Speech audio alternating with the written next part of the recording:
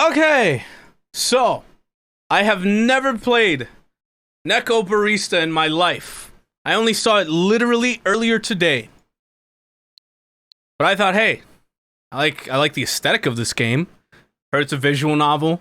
Let's give it a try, shall we? So let's see what's up.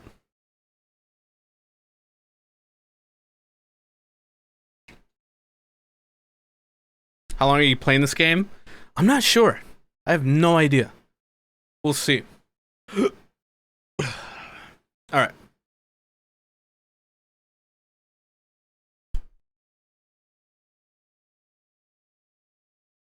Did I say Necrobarista? Necro, same difference. I might have actually. Although that'd be a completely different game. Oh! Alright. New game, episode select, memories, and config. Text speed, text outline. What? Oh.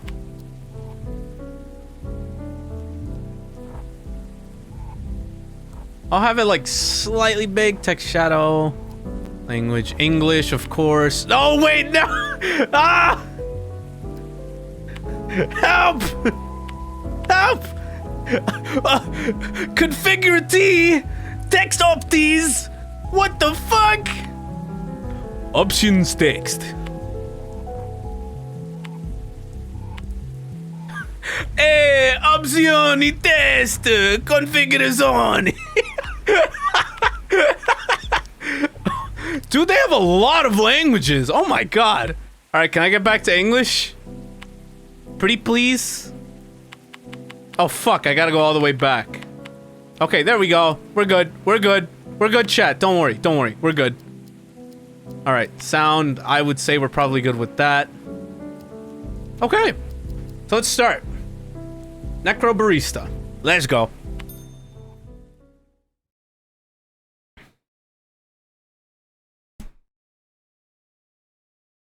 So again, we both basically know the same non-amount of things. I don't know jack shit about this game. There's a good chance probably you don't either.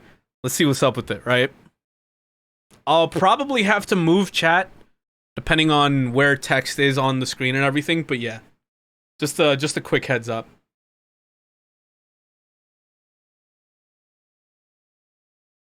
Game's just loading up here. Alright.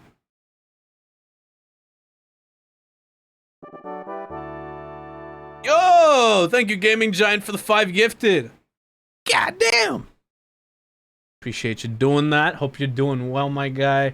Let's see, we got some here. we got Port Star with a 4 instead of an A. That's fucking funny. Screamby 008, Tech Partner, and what is that? Bozo? Yeah, that's it. I remembered it. There we go. Thank you. I hope you're doing well. They thought of the faraway grave on the plain. They thought of the comrade who came not again. They lifted their glasses and sadly said, they said, the fuck? We drink to the name of the mate who is dead. Henry Lawson. Oh god, the giant emoji. I keep forgetting. It's too bloody damp down here. I know we're underground, but I don't suppose there are any windows we could open. There's a ventilation duct in here somewhere. Chat, control yourself. Chat, control yourself. Chat, don't do it. Don't fucking do it. Don't.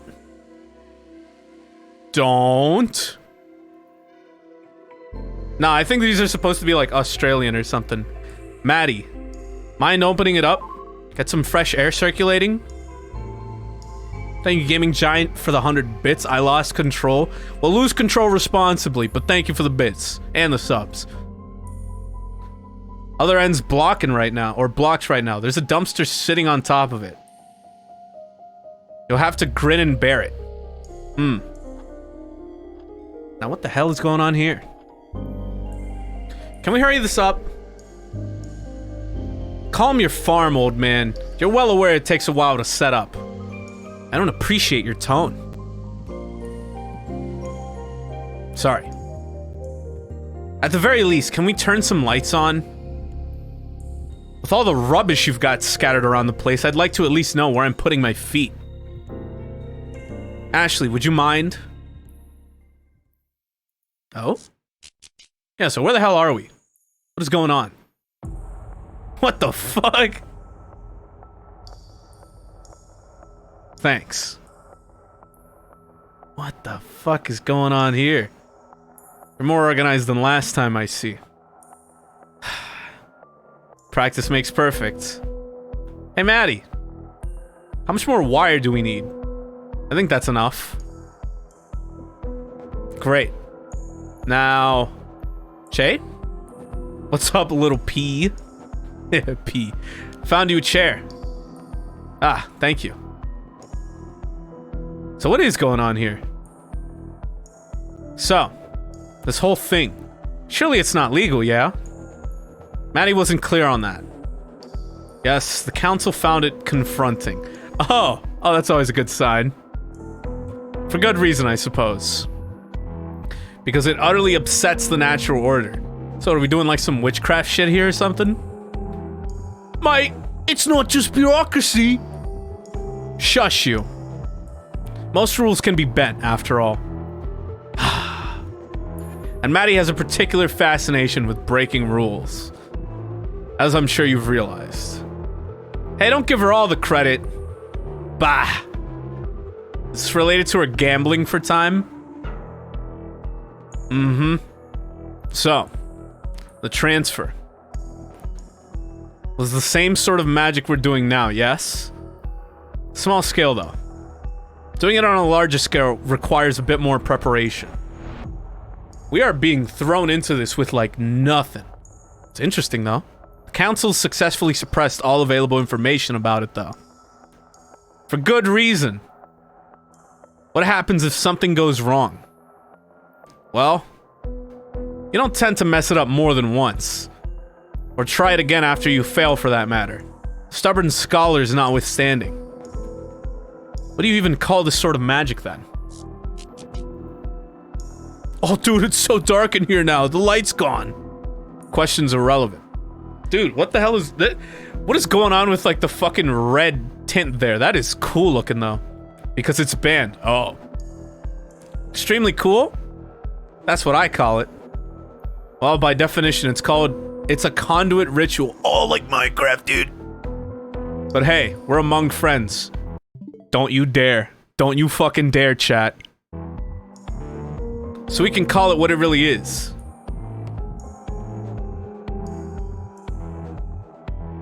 Okay. Necromancy. Oh, I see.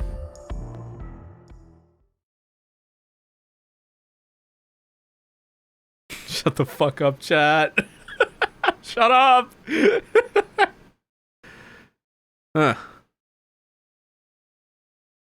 Pretty wild start here. Way more intense than I expected. Alright. Wait, what? So necromancy, yep. You tried desperately to remember what it meant. Okay. Oh, death? Okay. This fragment of a memory stays with you. Piece together the past, remember what transpired, and never forget. You are scattered, practice, fascination, bureaucracy, disheveled. Oh god. Now that's just too much words. Huh. Okay, okay. You got me interested, game. I got not a slightest bit of a clue what's going on, but you got me interested.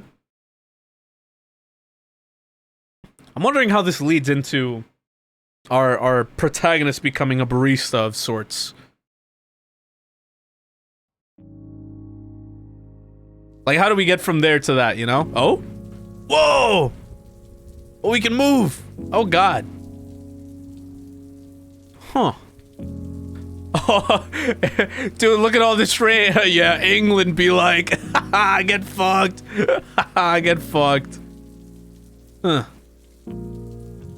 So we're just doing a little walk in here, I guess. Oh? Well, well, well.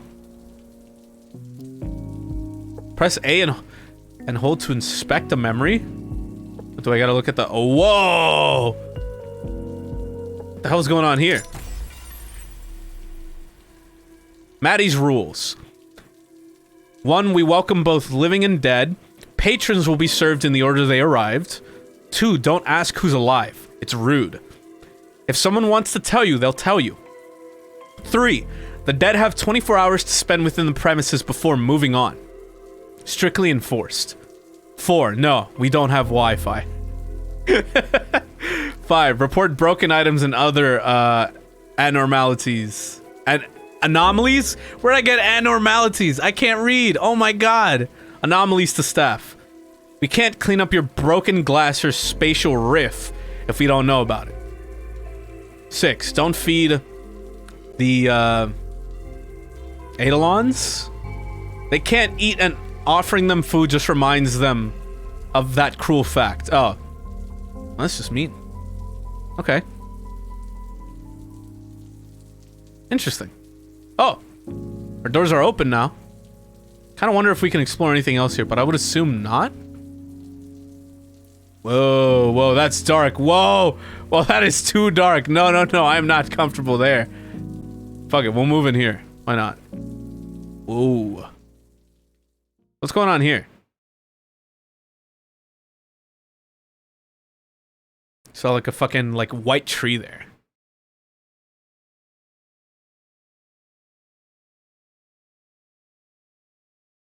So far, a lot's been going on here.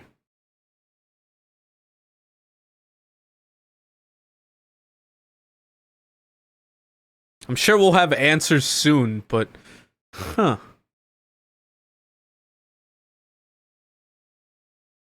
This game's struggling to load up.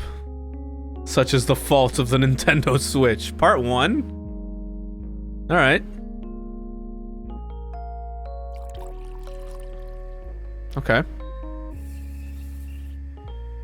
So now we're doing our whole barista thing, I see.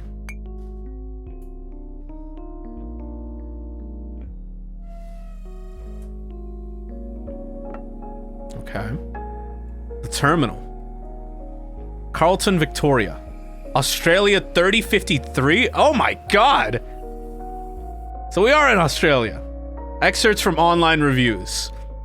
Pretty unremarkable coffee. Barista speaks Chinese, but exclusively uses it to mock people to their faces. I am very self-conscious about my top hat now. Observed little girl running around cafe with knife, unsupervised. Came down with a deep sense of ennui after visit. What the fuck does that mean? Was rudely told to stop being a big dweebus after complaining about burnt taste in coffee. This coffee's some of the best I've ever had. 5 stars. Disclosure, I have no taste buds.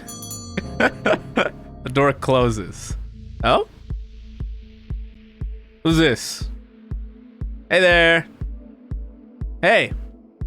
Hey, mate. You right? Back.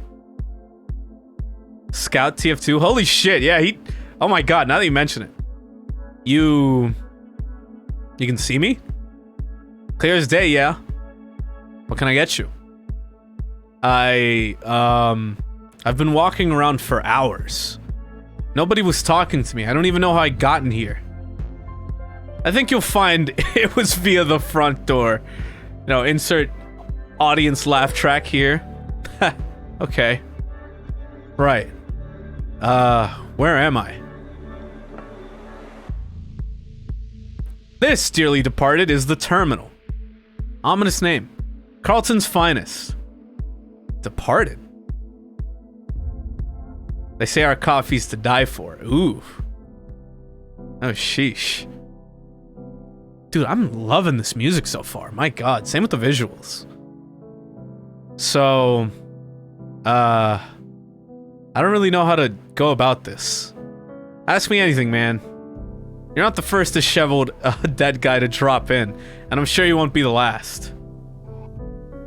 Chad, I think I'll move you over... I think I'll move y'all over here? That should be good. What does everyone else ask? They generally ask, what does everyone else ask? Ah, shit. And they always say that.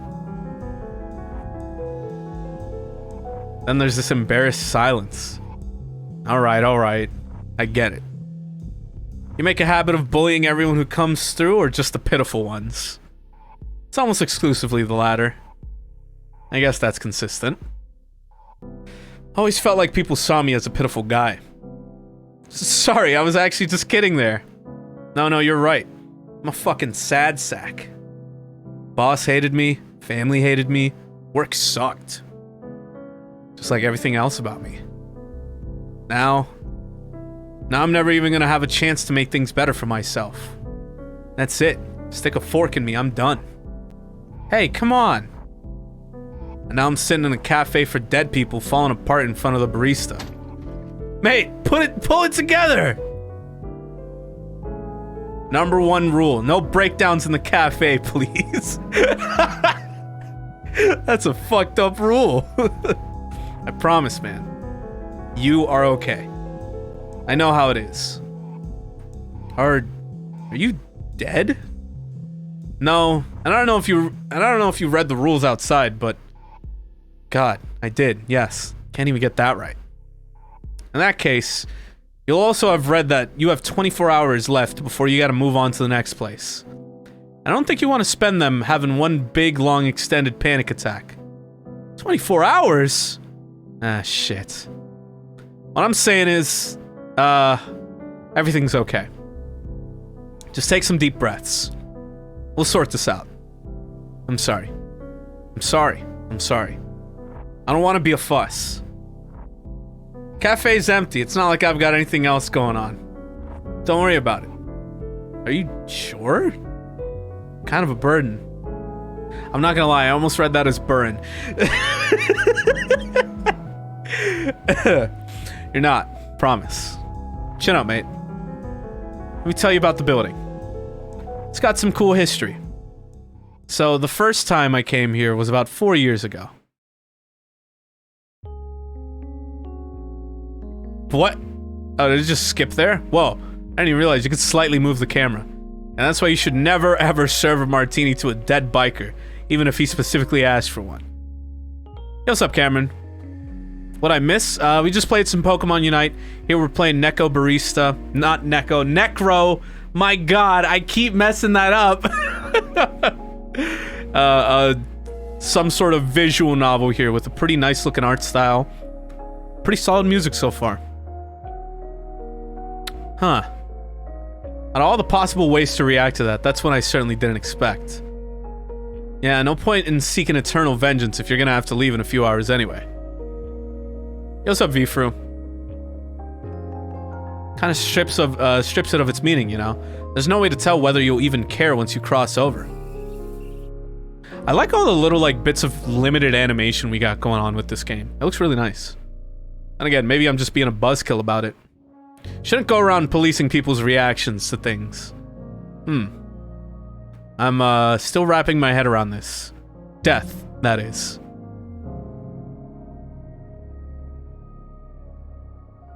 Feels weird to say it, doesn't it?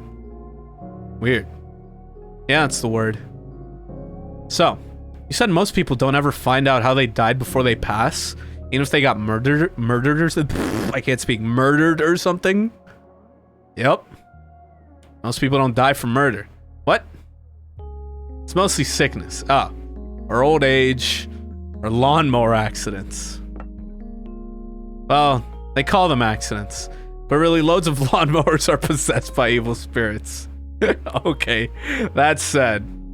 Alright, hold on just a moment. You can't just drop that and move on. Possessed lawnmowers? Seriously? Anything with spinning blades attracts them. Garden equipment, blenders, power saws. They're a pain in the arse. You can tell this shit is Australian. Dude, Alana's gotta play this shit. Alana's gotta play this shit, dude. Like the only fucking Australian I know. Gotta do at least 1 or 2 exorcisms a month on the coffee grinder. That's wild. What the fuck? Yeah, it's got a really nice art style. So, I know I'm breaking the rules again, but how many people here are dead? Yeah. Yeah, it's a cafe for dead people. Does that mean it's everyone? Or are some of these people just really into ghost cafes? I'm loving the atmosphere of this game, dude. Holy shit. A little of column A, a little of column B. Plenty of mortals come through. But this is one of the only crossing points in the country, so we get a lot of your type. That's also why the rent is so high. Because those vampires who own the place know we get a lot of foot traffic. Literal vampires? No. Like boomers. Landlord class. Fuck off. Same thing, I guess. So to answer your question, there are 9 customers in here right now. Out of those 9, yourself included, I'd say 4 or 5 of them are just passing through on their way to the next place. How can you tell? Once you've worked here for a while, you get sort of a sixth sense for this kind of thing. Gotcha. Speaking of sixth senses, I've got one for trouble. Uh-oh. You have 2 sixth senses? Isn't that a 7th sense at that point? Oh boy. Hello, Ashley. Ashley had adopted the cafe staff a couple years back, much in the same way that a puppy adopts a squeaky toy. She was the kind of ferociously smart kid who absorbed information like a sponge, but only used it to cause trouble. I see. Today she was accompanied by the stench of motor oil and brought with her a look that said, "I'm an invincible genius." She was mostly right about that one. Alright, I know that look. Spit it out. What? I don't know what you're talking about. Cut the crap, kid. What are you after? I'm busy dealing with a customer. I'm not really needing any attention. Shut up. Kashan? I would assume that's how you say that. I hope I didn't butcher that. Need an extra pair of hands, and none of my ashlings are around to help. Do you have any clamps? We got you a bunch for your birthday last month. They're all being used for other very important things. They were not. I love those cutaways. Those feel... You know what that reminds me of? It reminds me of fucking Monogatari. If any of y'all have seen that. The way they like have the cutaway to like the kind of solid color with like the flash of text. Reminds me a lot of that. Pretty sure I saw one on a table upstairs earlier. No, I really need a helper. Ashley, I'm busy. Please. Dude, that just reminds me of the chowder scene from like one of the first couple episodes where he just says that shit for like a whole ass minute. Oh my god. Hey, I could probably... Oh, she's still going. I could, Come on, Ashley, you gotta let us work. I'm not gonna get anything done here if I have to keep going upstairs to find the screwdrivers you've misplaced. The angle. But, hey, no dice. What about Che? He can help me. But what about... He's emptying the dishwasher. Sound familiar? It should, because I told you to do it an hour ago. Uh-oh. It's really no trouble. Oh! Why don't I take this guy? Only thing he's busy with is being dead. Ouch. Hey, come on. Ashley, I'm not going to argue with you about this. There is a knife right there. I'm sure he would rather relax than be bossed around. Also, manners! We've talked about this. You've got to be more respectful in front of customers. Please! I'm happy to go upstairs, really, it's fine. I don't have anything else going on. Oh, and I'm super dead. I'm cool with it. I am Kishan. Very dead guy. Happy to help. You sure? I can just send her back upstairs. Promise. It's fine. I'd just sit around and be a pain otherwise. Perfect. Come, peon. Why are you calling him up? This is a bad sign. We've got work to do. Oh no. Oh no. Ashley wasn't getting enough attention. But with Maddie's newfound responsibility, some sacrifices had to be made. That meant the kid would just have to occupy herself more often than not. She still felt guilty as hell about it, and...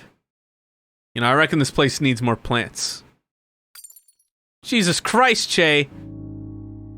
You're gonna give me a heart attack, you old bastard. What's on your mind? Head in the clouds, as per usual. Do I look like I was thinking weighty thoughts? Excruciatingly so. What's going on? Nothing important. Just my resting bitch face. Nope. This one's different. How so? Your face expression is reminding me of that time you tried to fist fight that cosplayer. Are we just gonna glance over that? Oh, the samurai. The one who barged in waving his gift store katana around and demanding satisfaction after I refused to put 15 shots in his coffee. Jesus Christ. Weirdly specific. What's it look like? Looks like you just got threatened with 1,000-fold Nippon steel. It's a precious memory, so I remembered it very clearly. Mix of deep disgust, whole bunch of derision, and a tiny pinch of pity. Yep, that's me. What a mood. Mood! You alright though? Real talk. I'm fine. I'm actually fine, or let's not talk about it, fine. The second one. Pharaoh? Offer's still open if you'd like to talk things out. In the meantime, sorry. Can I grab that tea towel? My hands are wet. Oh. Yeah, here you go. So, do the dishes need hand washing, or... I'm sure I told Ashley to empty the dishwasher earlier. Nah. Thing's busted. Door latch won't close. Might call the repairman. Ashley shouldn't wash them by hand anyway. Her arm would corrode. So, I did it. Not a problem. Yeah, fair enough. Yeah, Wuna 301 be like... So, like I mentioned, it'll need a repair unless you want to let Ashley at it. Called the repairman myself. Our landline stopped working last week. We have a landline? Yes. Ancient technology. And an elegant tool for a less civilized age. Only works when you pay the bill, though. I don't know. I don't know if it'd be cheaper to get it repaired or just buy a new one and give Ashley the old one for parts. The costs are pretty close, all things considered. Hey, don't work too hard. You'll worry yourself into an early grave. Hey, you spent 50 years digging holes. Sounds pretty tough work, old man. Ow. Old man. For your information, I'm barely, 170-ish? I'm failing to see the inaccuracy. Hate when visual novels make people talk in words that I would never use IRL. Dude, I hate it because my vocabulary is just not that great. So sometimes I see a word and I'm just like, well, I see this is the point in which my high school education has failed me. It was during a literal gold rush. Everyone was doing it. Only thing different about me is that I eventually started digging up things more interesting than gold. Only kind of gold I'm interested is in brown gold. Coffee. I mean coffee. Shut up. Huh. Hey. So... I know it's just another stress on the stress pile, but I think we need to put an order in for more kitchenware soon. Ugh. Yeah, another thing that costs money. Beginning to run out of cutlery, though. It keeps disappearing. Not sure where. I don't know how long it can wait before we get more. What the fuck? Are we not gonna acknowledge the robot? Don't know if we can afford that this month. Just, you know, everything's a bit too pricey right now. Doesn't help that the coffee cartels keep pushing prices up. The fucking what now? I don't think the importer is part of a cartel. They're quite nice. I've seen photos of their kids. You ever spoken to them? They're obviously criminals with the prices they charge. Wholesale my arse. And yet we keep buying from them. Well, yeah. The beans are good, man. What a sentence.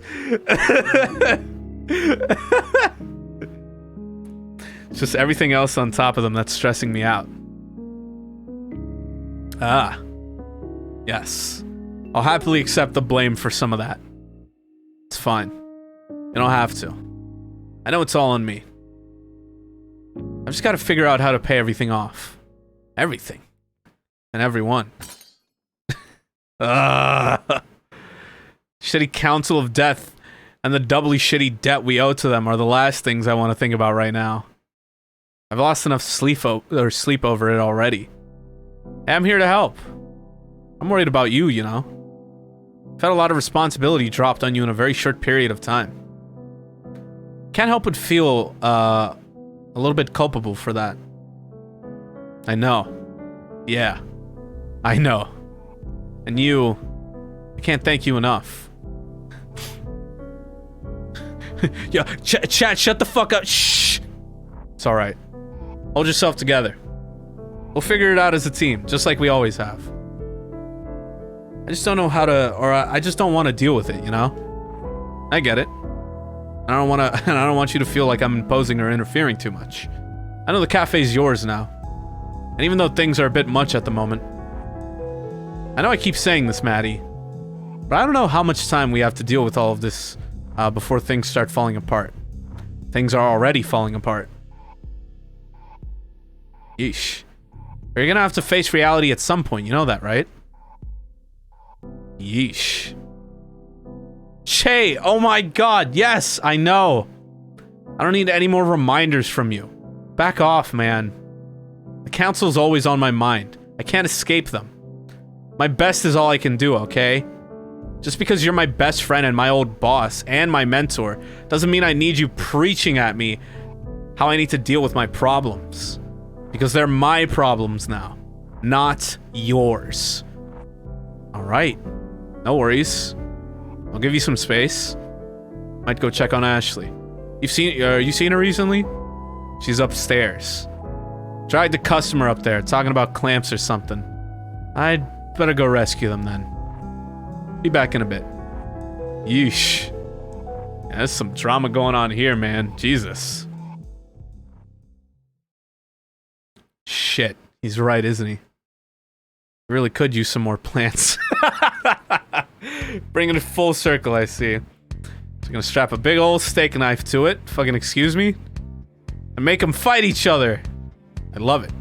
It's gonna be great. I want to build something that gets put on that TV show Bro Battle Royale with flamethrowers on it. You're not gonna put one on this little guy, are you? A flamethrower? Probably not. But I want you to record the fight on my phone so we can send it to the producers. Yeah, sure thing. Let's get this knife attached. Pass me those zip ties. Zip ties! And the knife! Knife! And my coffee. You sure? Who even gave you that? Coffee. Damn it! It's empty. My coffee's empty, Kashan. The world is beginning to vibrate? Maybe it's good that your cup runneth empty, yeah? I think my cup needs to runneth with more espresso in it. I just, how many shots did you put in there? Too many, Kashan! But did anyone ask Icarus how many shots of espresso he had? Yeah, I'm reading a book about Icarus. He flew to the sun. I'm cultured. In unrelated news, I have a headache. I think you might want to read a little more about Icarus. There's a twist ending to that one. I'm holding a knife, Kashan. No spoilers. Ah! No spoilers! Promise! Oh my god. Alright, Che, just say hi. Try not to get a knife slung at you this time. You got this. Ahem. Hey, kids. Ah! Intruder! Oh my god! Kashawn, my buddy, my pal. Did I get him? No. You missed. Damn it. But, wait. You threw it on purpose? Extremely on purpose, yes. I'm fine, by the way. Oh, it's just you. Would it have been worse if it was someone else? Eh, probably. Unless they were an actual spy, come to steal my robot designs. Then it would have been good. Hey, I think I'm crashing. And she's asleep. Oh no. Is she okay? Did I kill her? She'll wake up in about 15 minutes with no ill effects. But you probably shouldn't give her any more coffee. She turns into a real goblin. Oh. She told me that it'd make her immeasurably powerful. I mean, she's not wrong. But you know, great power, great responsibility, yada yada yada. She's 13. Kid's got plenty of energy already. Maybe not the sense of responsibility though. Yeah, I don't even know how I ended up sitting here attaching knives to robots. She's very convincing? You don't have to tell me, mate. She basically lives here. Her parents would kill me if they found out she nearly killed me. Pretty good blind throw though. She makes me proud in the weirdest ways. Huh? She learned from the best? Pfft. She did, but the best definitely wasn't me. Maddie's pretty deadly with knives. Loves her flashy tricks. Bad habit, probably. Anyway, I'm sorry. I'm being very rude. My name's Che. I used to own this place. Now I just sort of sit around and cause troubles and sometimes have knives thrown at me, I guess. I'm Kashawn, and I died today. Oh, way to bring down the mood, Kashawn. Fucking Debbie Downer over here, man. Oh, what the? No one asked, dude. No, I'm just being mean. What the fuck? Ah. I'm alive. I'm alive? Oof, we got a loud one here. Why are there robots here? Be nice. You know it's scary waking up. Big lights coming towards me. Think it's reliving its last moments? Looks like it. What is happening? Hello! Dude, this song, Jesus. I do not remember having this many limbs. Join the club, pal. We are reborn in a new image. I see. I'm Kepler. Nice to meet you. And I'm Jacoby. I am undefined. Okay. I don't know if that name will stick. This body is made of a milk carton. Should we just call it milk? No, too basic. Imagine if you call me Goon just because I'm made of a goon box. I wouldn't like that at all. Ashley was yelling about someone called Lovelace the other day. That's a good one, I think. How does our new friend feel about it? Acceptable? Excellent. Nice to meet you, Lovelace. There's a lot going on here. But okay. Was that a little intermission? What the fuck? It's so weird. Like, I just straight up get just like Monogatari vibes from this. In such a weird way. They're just talking, they have these weird cutaways, these weird intermissions.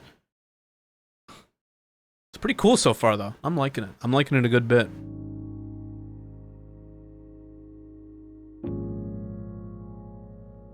Whoa. What's going on here? Whoa. During intermissions at the end of episodes, you can freely explore the terminal. Memories are scattered throughout the terminal that delve into tales of its patrons. More locations and memories become available as you progress through the main story. Whoa! Wait, what the fuck?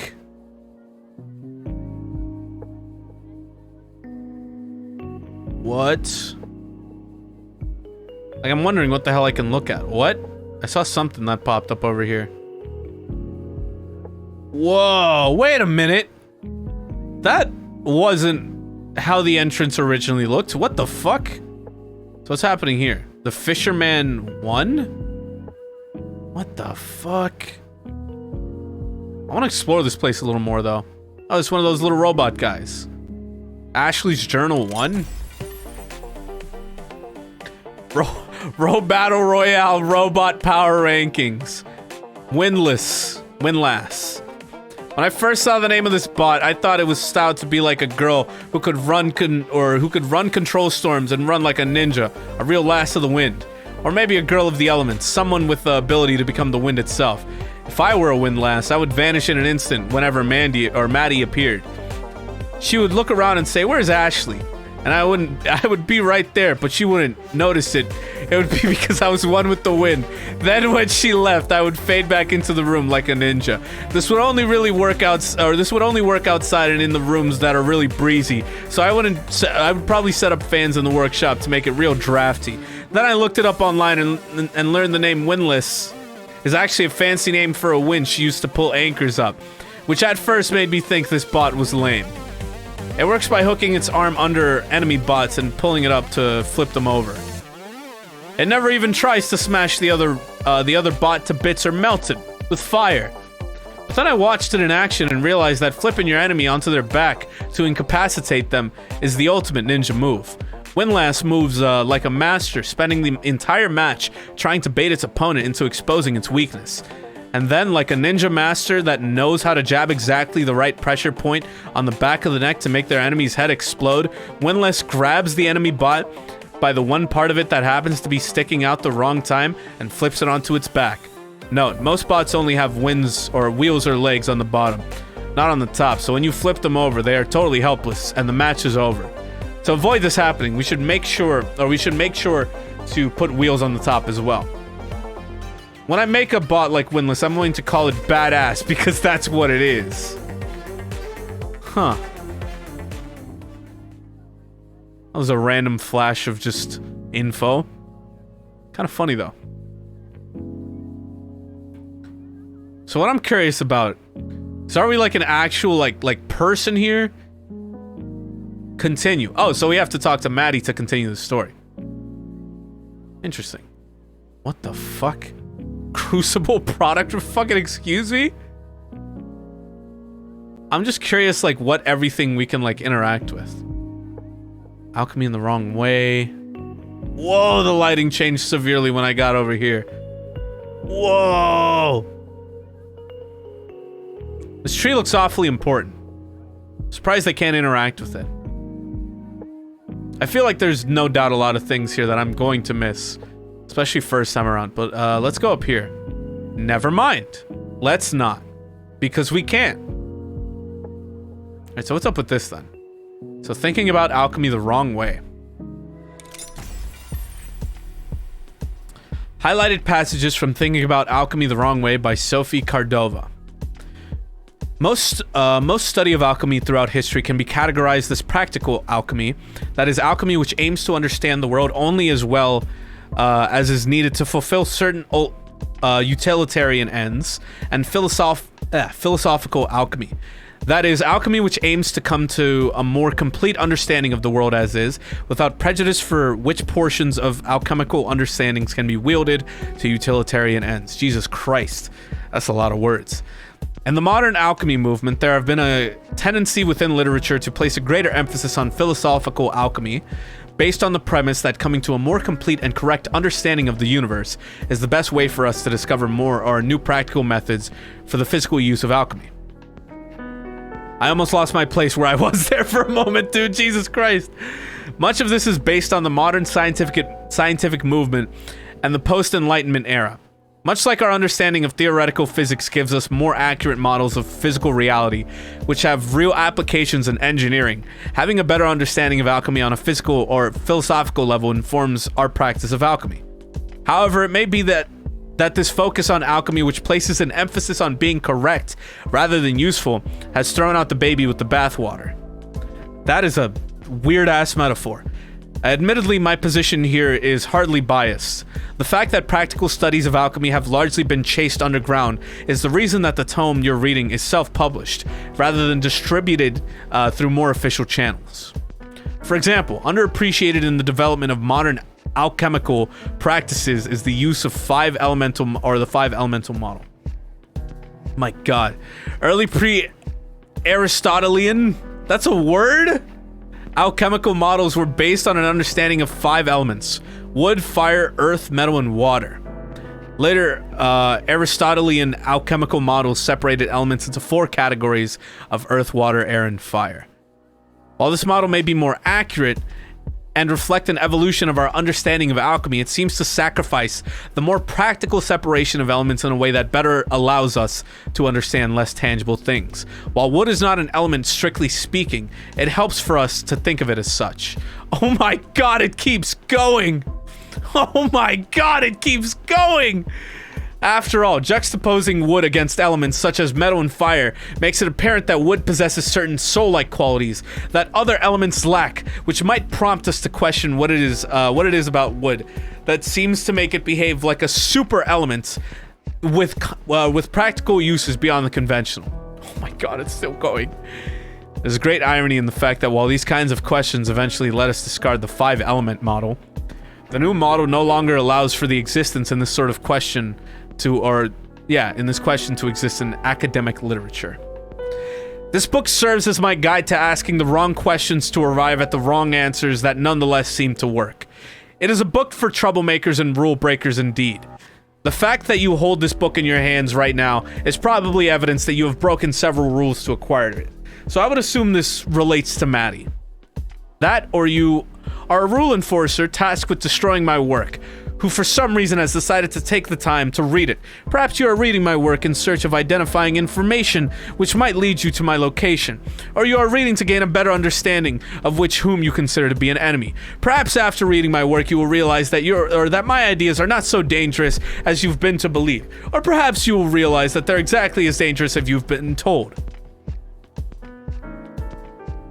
Jesus Christ, I think that's the most I've ever read on stream in a short period of time. My goodness. Fucking alright then. I say we continue. I can only read so much. Let me get hydrated and then we'll continue with the quote-unquote episodes here. It's interesting how they handle all this in the game though. Because we haven't seen much with much else, I should say, with Kashan, so let us continue. Yes, continue. What about the bottle? We might check that later. My only concern is that it might be too long, you know? No offense, I'm not trying to read fucking pages of alchemy again. My god. So there was also the one of the things on the front there that I could have checked, but I want to see what's going on with the story. No offense to the world building they're doing, it's great. It's just because I'm reading it out loud, I would much prefer to just do the basic story stuff, you know? If I was playing this on my own time, I'd be able to just speed read it like crazy. But anyway, man, I'd love to see that. I could use a pick-me-up. Can't promise it'll be there. It's kind of inconsistent. Still though, a hallway that's only there sometimes? How do you get to the kitchen otherwise? There's another slightly longer one that we use instead. What the hell is he talking about? It's much less exciting. But on the upside, it's consistently there. I love telling new people about it though. The reaction's always hilarious.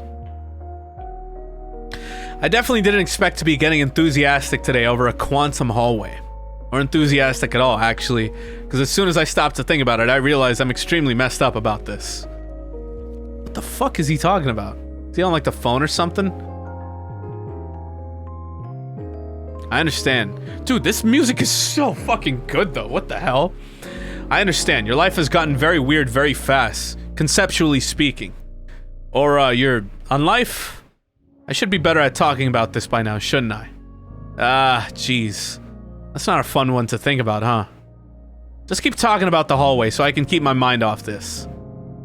To be honest, I'm not sure I can even properly explain a lot of what goes on in here. The building's mildly sentient. Too much magic in the soil for it to not be, really. So the cafe's alive? Haven't been able to catch your streams as much, but hey, what's up? Nothing much. We're playing Necrobarista here, a fancy visual novel, if you will. Hope you're doing well. Not necessarily. Plenty of things have come to life here, but as far as we can tell, the building itself doesn't really fall into that category. Also, it mostly tends to shift itself into ways that are helpful instead of frustrating, so... Quantum hallways.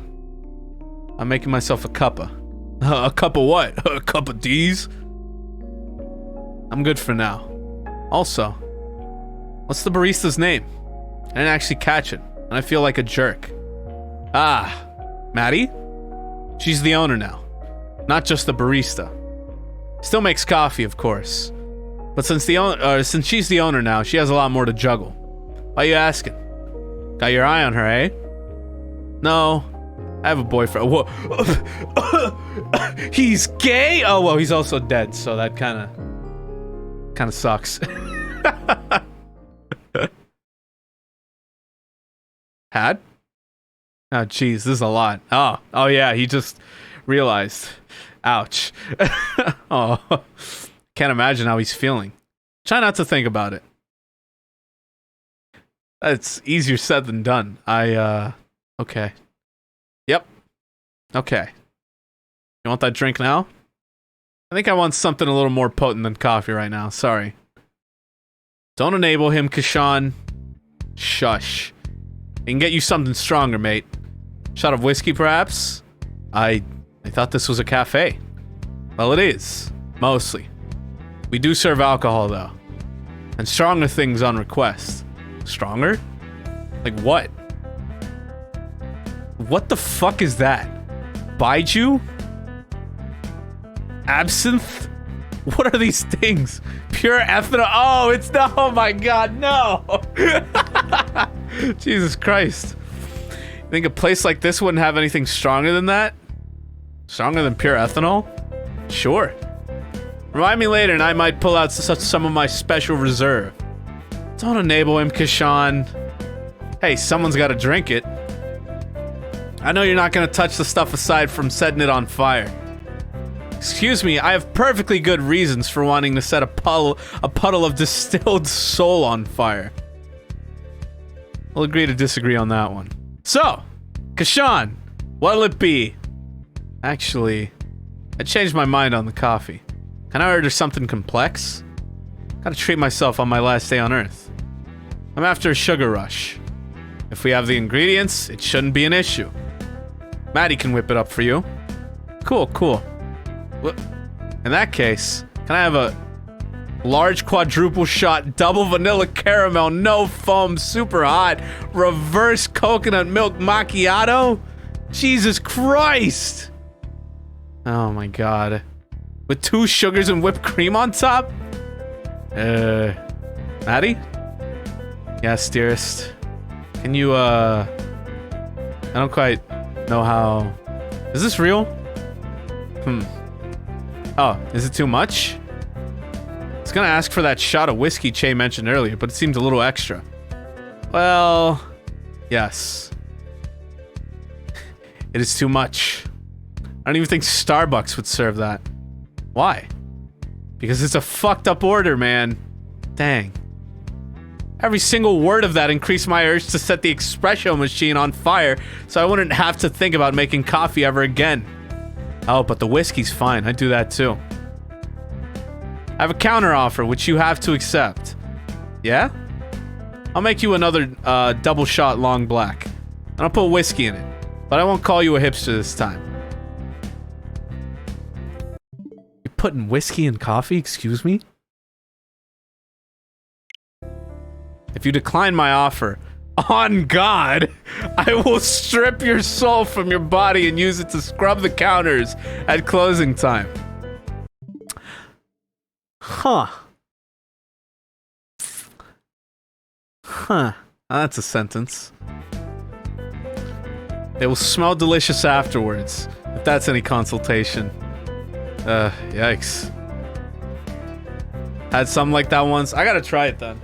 I haven't had whiskey yet, but I know that shit would probably kick my ass if I'm keeping it real. Does sound like a competitive counteroffer. Not the soul thing. I'll take the coffee. My generosity knows no bounds. Normie? Why are we using the word normie in this game? What? Well, they are like in fucking the year 3000 something. I shouldn't be surprised. So to conclude, that order sucked because it defies the laws of physics, has a heart attack's worth of sugar in it, and is something only wankers ask for. Is it possible to die twice? Yep. You can die twice if you're brought back from the dead. Or if you manage to really annoy someone between here and the next place, which is more likely because resurrection is illegal. But if you're asking whether you can get a heart attack or whatever, the answer is no. Life and death have a slightly different meaning here. Can't die from natural causes. It's a bit complex and weird, and we're still in the process of figuring out how it all works. I'm over 200 years old and I still haven't made proper sense of it yet. Just got some vague ideas.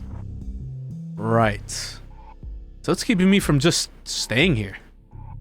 Like, I'm already dead. Why do I have to go to the next place? You've got a certain numbers of hours you're allowed to remain on the edge of the mortal realm. Hours are fungible. Fungible? They can be bought, sold, and exchanged. Generally speaking.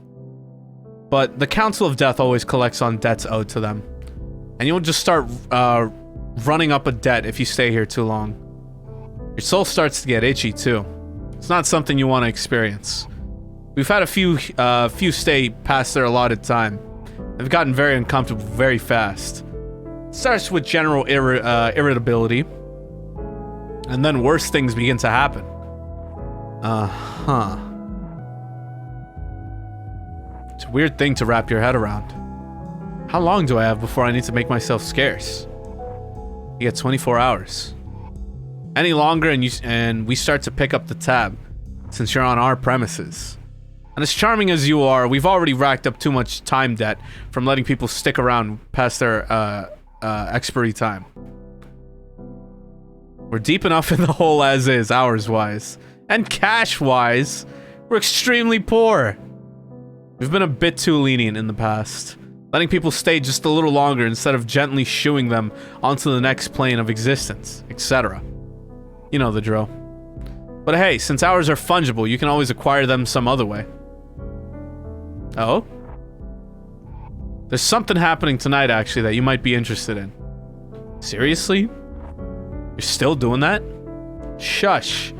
The council doesn't look on that stuff favorably. Ned said so himself. It draws customers and helps us shave down the debt. I'll take whatever I can get. And hey, fuck Ned. We have a 13-year-old right here, you know. She's fallen asleep, it's fine. She's heard enough coarse language for a lifetime. I'm not too worried about her. She was saying damn it earlier, dude. I'd get in so much trouble if I said that shit when I was like 12, 13, dude. I'd be in a world of hurt saying damn it around my parents at that age. What the fuck? She's right though. What? Every time Ned comes around, he makes you guys really stressed out. Maybe not you so much, but Maddie gets nervous and it brings down the mood, man. So fuck Ned. Okay. Goodness, I think you've had too much coffee today. Oh yeah, she's out. I'm crashing so hard right now, you have no idea. It's like I was crashing earlier, but that was just a pre-crash and I'm having a double crash or something. All I ask is that you try and keep the swearing to a minimum when customers are around. Okay. Does Kashan count? I'm fine. Or it's fine. A couple of my housemates are what? Tradies? Tradies? I don't know what the fuck that is. So you learn to ignore it pretty quick. Were. Ugh. Unless they changed career in the last couple days, but they're not my roommates anymore. Because, hey, mates, have I mentioned how much being dead sucks? Because it sucks, and I feel extremely bad about it. Having a pretty bad time right now in general, to be honest. Yep. Even just adapting your language is a pain, isn't it? Want a proper drink now? Without coffee in it? This looks gorgeous. Yeah. That'd be good. The TV didn't say anything about there being a storm tonight. Huh. Looks like a decent-sized one's rolling in. Melbourne weather strikes again. I'll go upstairs and close the windows. Cheers. Come on, Ashley. Let's clean up your workbench while we're up there, yeah? Do you need a bribe? Yes. Have some chocolate hidden away. Acceptable. Okay. Huh. Now what the fuck is Maddie reading this whole time? Wait. Dead people can still get drunk, yeah? Why else do you think we serve alcohol? To make money? Well, yeah. Hang on. Do I even have my wallet? Doubt it. I don't, yeah. How does that work? Why do I have my clothes but not the contents of my pockets? I don't know, dude. Everyone's experience is different. Death doesn't follow many rules. Only universal rule I can think of is that you can't stay. People don't generally come in without their clothes, fortunately.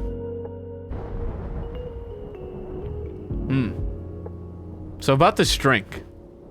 I guess you're gonna give me straight vodka or something?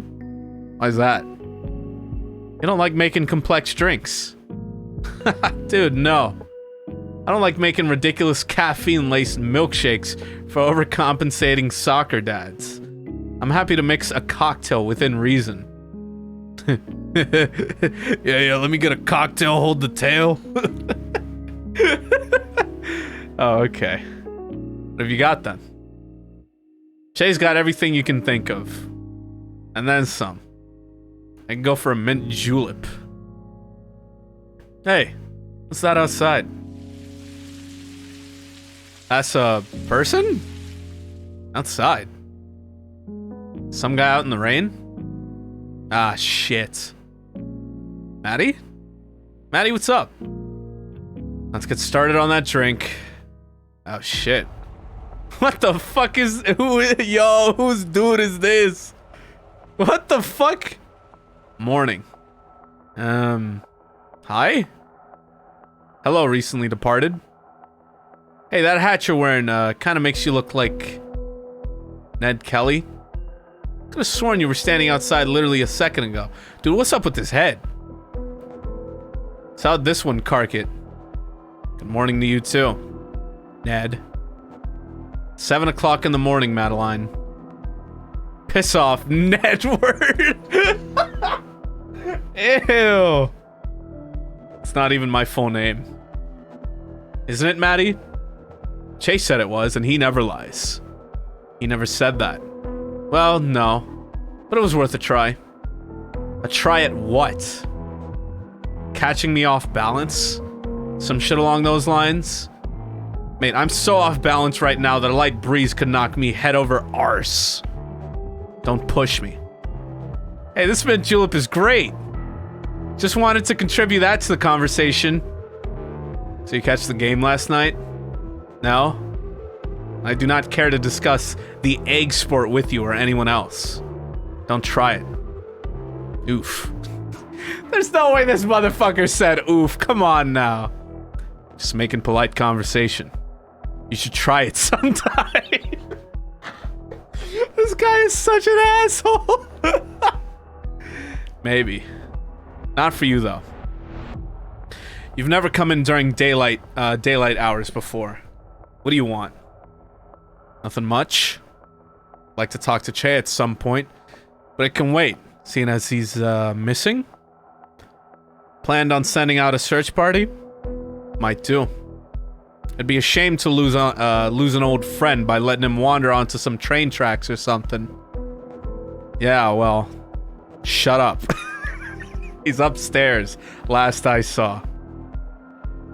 What was the last you saw, Maddie? Tell me. Why are you like this? What was it? Last saw him walking upstairs. So he could be anywhere then. Probably fled the country to dodge the massive time debt you lot are racking up. He can't go far. Got him on a pretty tight leash. And in regards to the debt, it's not your problem. You must have not heard. Not your problem. Shay! Your dickhead friend Ned is here! Oi. I'm a distinguished gent, not a dickhead. I'll be down in a sec. Yeah, sure, but you also work for the Council of Death. So even if you are a quote-unquote distinguished gent, it cancels out. Is the Council of Death like a normal city council? Except for whenever dead people live? Yeah, but the only trash that needs to be collected is right in front of me. This guy? Me? No. You. You're the trash, Ned. The trash is you. It's you. Ned, the trash man from hell. Wait. This drink right here? Sprite with grape. Because councils pick up trash. That's the joke. Explain it a little more, why don't you? Oh, cool. He's even got a head shaped like a rubbish bin. It's totally fitting. I'm not from hell. I don't care. And to be clear, Ned, in case we weren't already, you are the trash. Yeah, I get it. Know how long Che's gonna be? Dunno. He was busy upstairs with Ashley. Yeah, I had to hide like 5 steak knives from her. I didn't even know we had 5 steak knives. Be quiet there, mate. How long have you been sitting there? Does it matter? Well, your employee's being very rude to me. So if you heard any of that, I keep trying to tell him. Ah, my employee. Yes. We have some catching up to do. I don't follow. Did she quit? Did you fire her for gross incompetence? Far from it. There's been a bit of a shakeup in the cafe's management structure since you last visited. Oh no. Don't tell me you gave her the whole thing. Okay, I won't tell you. I tried to tell you before, man. Hey, does anyone else like mint juleps? Because this is great, and I'm nearly done, but also my tongue is numb. I'm wondering what the deal with that is. Is there something you wanted to discuss? I need a drink before we go through all that. Sure. The usual? Yes, please.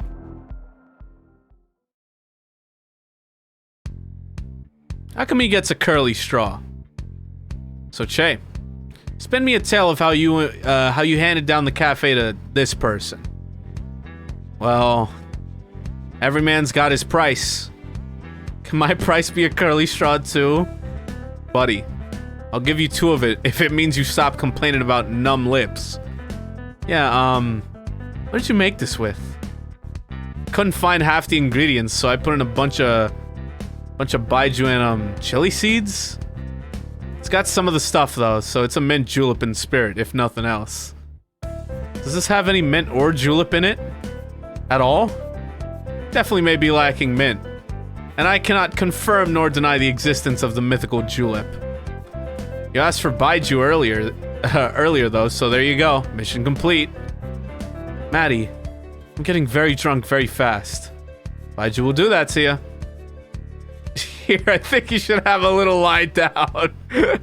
I'll get you some water. Jesus Christ. I'm as strong as an ox. I don't need no lie down. Kashan, my dude, you absolutely need to get horizontal as soon as possible. You can sober up in one of the booths in the back.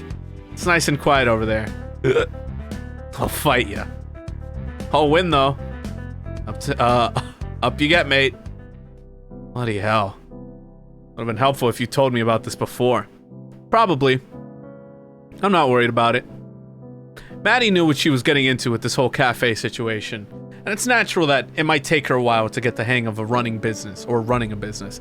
Side note, I would like to say, I'm still kind of taken aback by the fact that from what we saw at the very start of the game till now, it's like, I'm wondering what the hell happened, you know? Obviously, we'll probably see that, but still. Bloody hell. Bit of a dog's dinner, though, isn't it? Wait, I just realized. Chat, I just realized. Every time there's been yellow text, I could have inspected it, and I didn't realize it. Oops. It'll get better, like I said. Not worried about it. Might want to hold your judgment on that for the moment. I'm unfortunately here on official business. Oh. Shouldn't have given you the straw then. No, you shouldn't have. I look quite silly. I'm gonna get rid of it.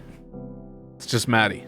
She won't use it to derail our conversation or make me look like a fool or anything like that. Straw? I'll get you one after you have a nap. You can sip the water like a normal person. I'll put it with the dirty dishes then. Oh, not the straw, dude! Sacrifices I make for this job. Hey, you met me through it.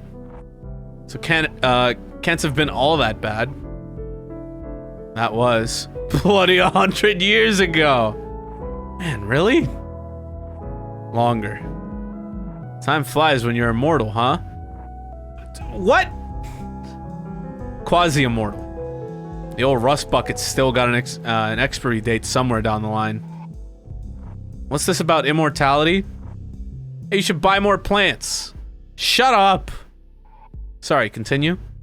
Immortality? Nothing that I trust you with, that's for sure. Don't you want to see crotchety old me being rude to youngsters in 100 years? Truly, I do not. The future doesn't need amateur necromancers. So what the hell does... Oh.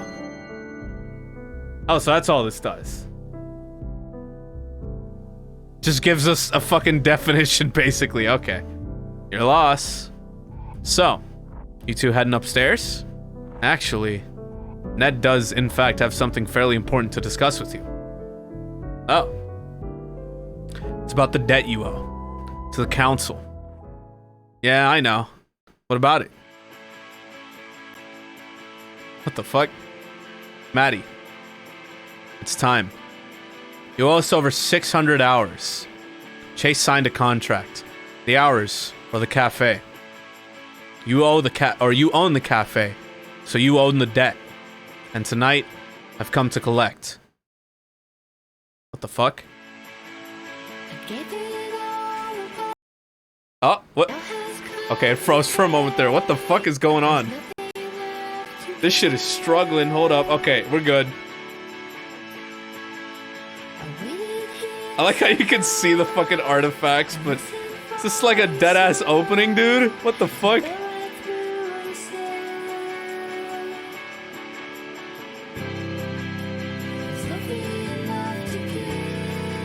This is sick.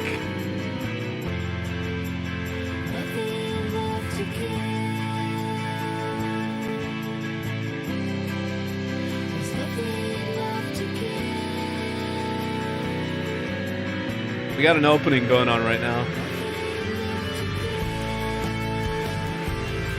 What the fuck?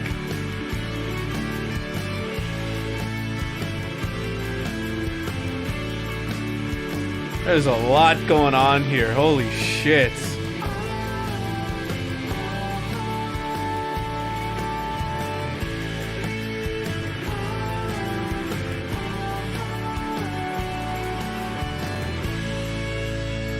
Necrobarista, woo!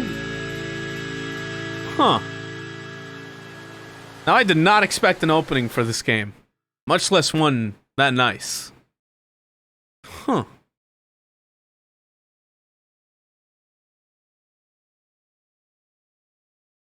So what now then? I take it that was another quote-unquote episode or whatever. Yep. We're back with the robots.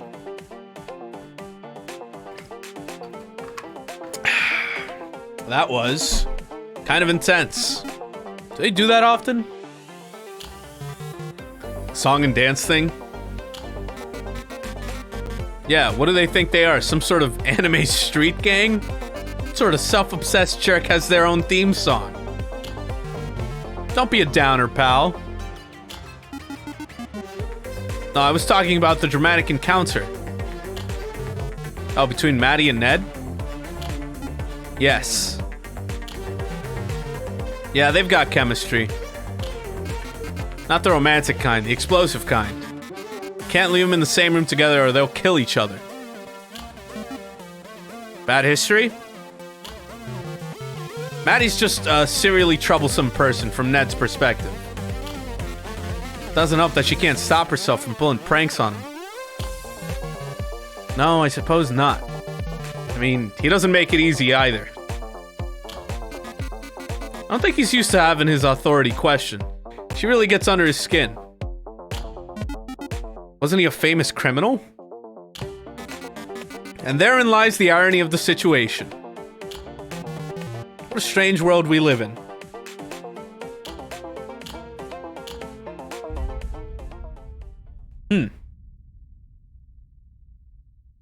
So those seem to be like the points in which like a section is over or whatever. Huh. So we should be getting a chance to walk through the cafe here in a moment then. This game's pretty cool. I like it. I like the interactive aspect of it. Even though it is mostly just a visual novel at heart, that little extra bit, I feel like, honest to God, goes a long way. It shouldn't be a depressing memory for any of us. Oh? Doodle mode is now available. You can now speak to Ashley to access doodle mode. Oh, now we're at the top. Whoa. It feels like a lot of, like, just care was put into this. You know? This doesn't feel like... Dude, I would love to play this, but I don't think the game would let me. I feel like it's just gonna, like, tell me about it or something. I'm begging you to let me play. Brad took a sip from his beer. It was non-alcoholic, but there was something about the dry aftertaste that kept him frosty. He leaned over the table and lined up his next shot. He had the problematic 9-ball in the upper right corner. He had a low percentage shot on it if he elected to bank it in. But he had 2 other stripes in the lower left to set it up. I gotta read this like a fucking like caster. If he had an audience, he'd go for the bank shot, sure, but he liked the chance to shine. But today, there was no one to impress. No audience for flashy low percentage shots. He took the shots on 11 and 12, and 3 shots later sunk the 9. An easy shot on the 8 sealed the deal. Brad scanned the table. 4 solid balls remained. A dismal performance on his part, or a stellar performance on the part of the Stripes player. That was the problem with playing against just... wait, he's playing against them, so I didn't even process that.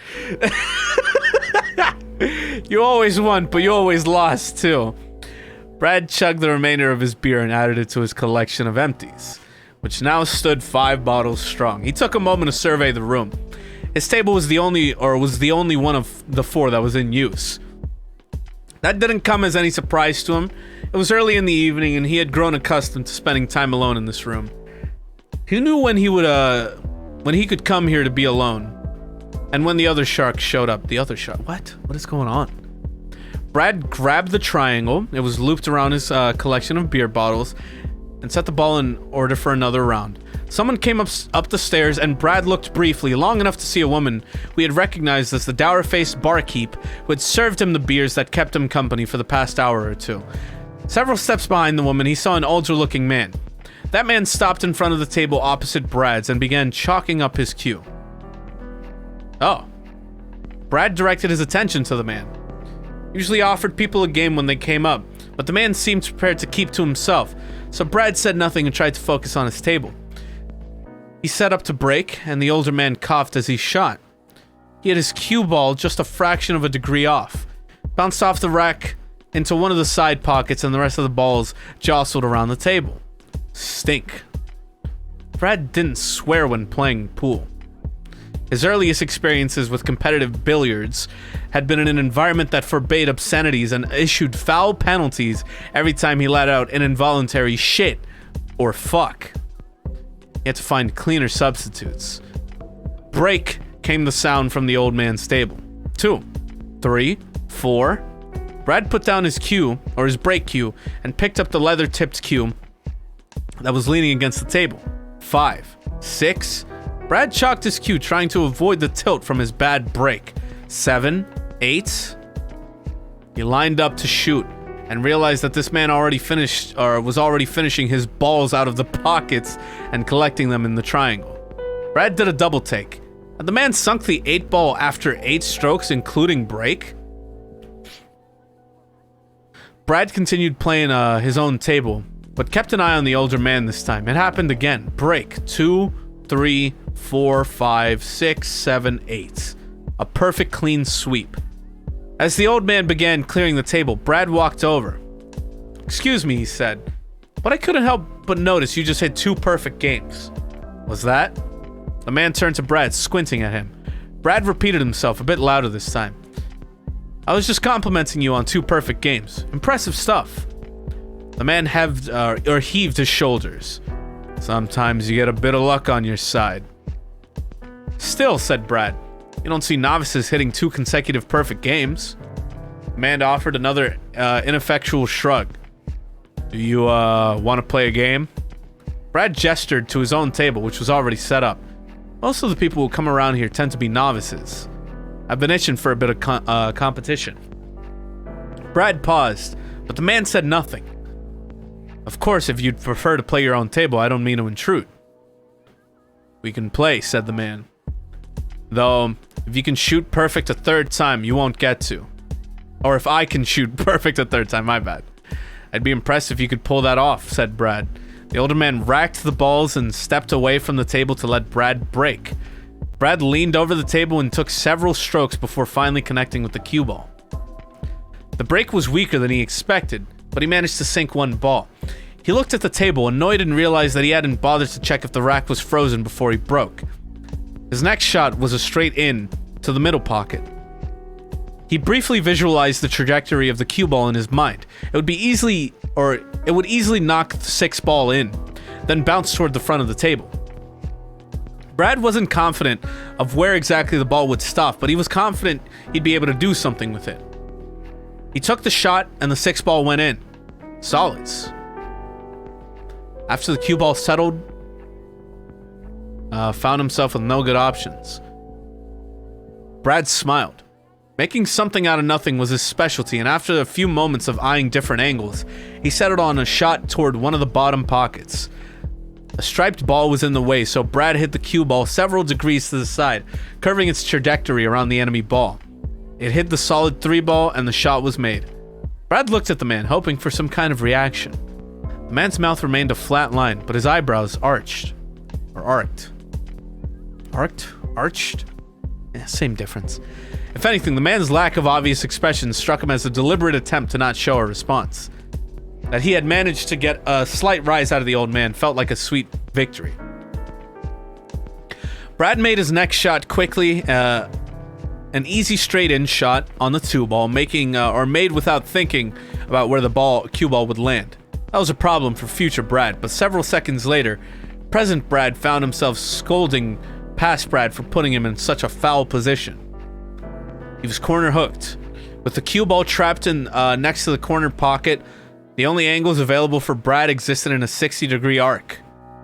He surveyed his limited options and breathed a sigh of relief as a relatively straightforward bank shot presented itself. It was an awkward angle, but he knew he could coax the 3 ball into the opposite corner pocket. Took the shot, watching as the 3 ball rolled compliantly into its designated pocket. Unfortunately, the cue ball went in with it, ending Brad's turn and placing the ball into the man's possession. Ah, stink.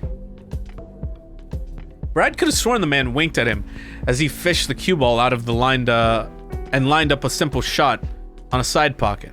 The 9 went in, then the 11, then the 12. Brad found himself taking for granted that each striped ball would enter its designated pocket and instead focused on the cue ball. Somehow the cue ball always wound up in a position that presented the oldster with an ideal chip shot. Yo, thank you, Ape here, for the prime. Hope you're doing well. Appreciate ya. Ball after ball fell off the bed until finally only the black 8-ball and Brad's solids remained. Fortunately for Brad, the 8-ball and the cue ball were at opposite sides of the table. I'm gonna be honest, I did not expect this much fucking text for billiards. Just straight up, I just did not expect this. Fortunately for Brad, the 8-ball and the cue ball were at the opposite sides of the table with several of Brad's in between. The man eventually gave up and settled for a defensive shot that put the cue ball behind the 8s. Now the tables were turned. Brad was the one cut off from his balls. That's a sentence. He lived for shots like these, or like this. He took the shot. Cue ball hit the 8 and the 8 hit the 1. And the 1 hit the 7, bouncing it against the front of the table and into one of the side pockets. Brad couldn't help his smile. Things couldn't have gone better if he'd planned them. Hope you're having a good stream. Don't really stick around most times, but you make some good content, so you deserve my prime. Thank you. I appreciate the kind words, and I'm doing great. Hope you're doing well. Brad couldn't help his smile. Things couldn't have gone better even if he'd planned them, and his instinct and muscle memory did what his calculating mind couldn't. Now that the table was conveniently free of striped balls... Add time? Sure, I got you. Brad had no trouble sinking the remaining consecutive shots he needed to close out the game. As Brad lined up the final shot on the 8-ball, he studied the older guy. If the man was reacting, he couldn't tell. Brad closed his eyes and he completed the final stroke, as he always did. He wasn't really religious. He stopped going to church with his mum when he was 12, but it always felt good or felt right to leave the result of the game to God. Damn, he said to the old man, as the 8-ball fell into its pocket. Brad flinched. He had been hoping for some praise from the man for winning the game. Perhaps a damn was all that man was prepared to offer. Excuse me, said Brad, but I don't think we bothered to exchange names. I'm Brad. Thomas. The old man extended a hand. I've got to say, said Brad, you're quite a player. I take it you're not from around here? No, said the man. I grew up in Brisbane, retired in Sydney. I'm just passing through. Brad nodded. I figured. I actually grew up in this neighborhood. Played on tables just like this when I was a kid.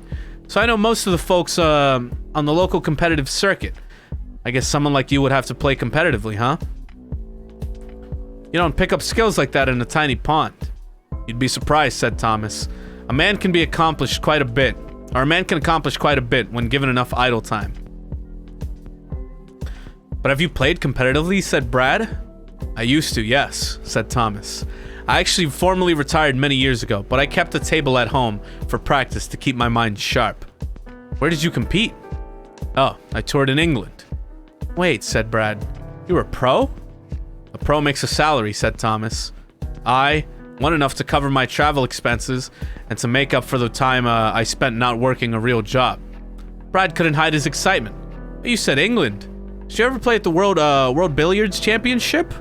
Yep, said the old man. I played the WBCs for a few years, but I eventually decided the title was a summit I'd never reach, so I quit. Wait, said Brad again. You said your name was Thomas. Are you Thomas Walsh? Indeed I am, said Thomas. You're a legend. I think you might be overstating it, said Thomas. Even when I was at my prime, I wasn't the best. Results speak for themselves. Nah, fuck that, said Brad. You were a finalist for 6 years running. Nobody's ever been that consistent. Even the best pros who managed to run hot burn out after more than 2 or 3 years. Thomas sipped his beer. Spent hundreds of hours watching your videos, said Brad. I didn't realize there were videos of me, said Thomas. I have tapes of the finals from 1967 and 1968, said Brad. I accidentally hit return. No! No! Please tell me I can just continue. Fuck! I gotta hold up. All right. We have to scroll through a lot of text. God damn it. I was so hooked. I just wanted to know. I hit it again. We are going to finish this goddamn story. I read too much of that shit not to finish it, okay? Like, at first, I was like, I'm not sure how I'm feeling about this, but then I got too invested, and I just, God damn it.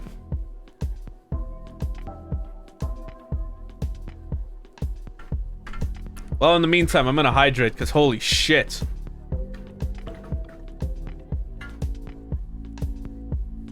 Alright, we're almost there.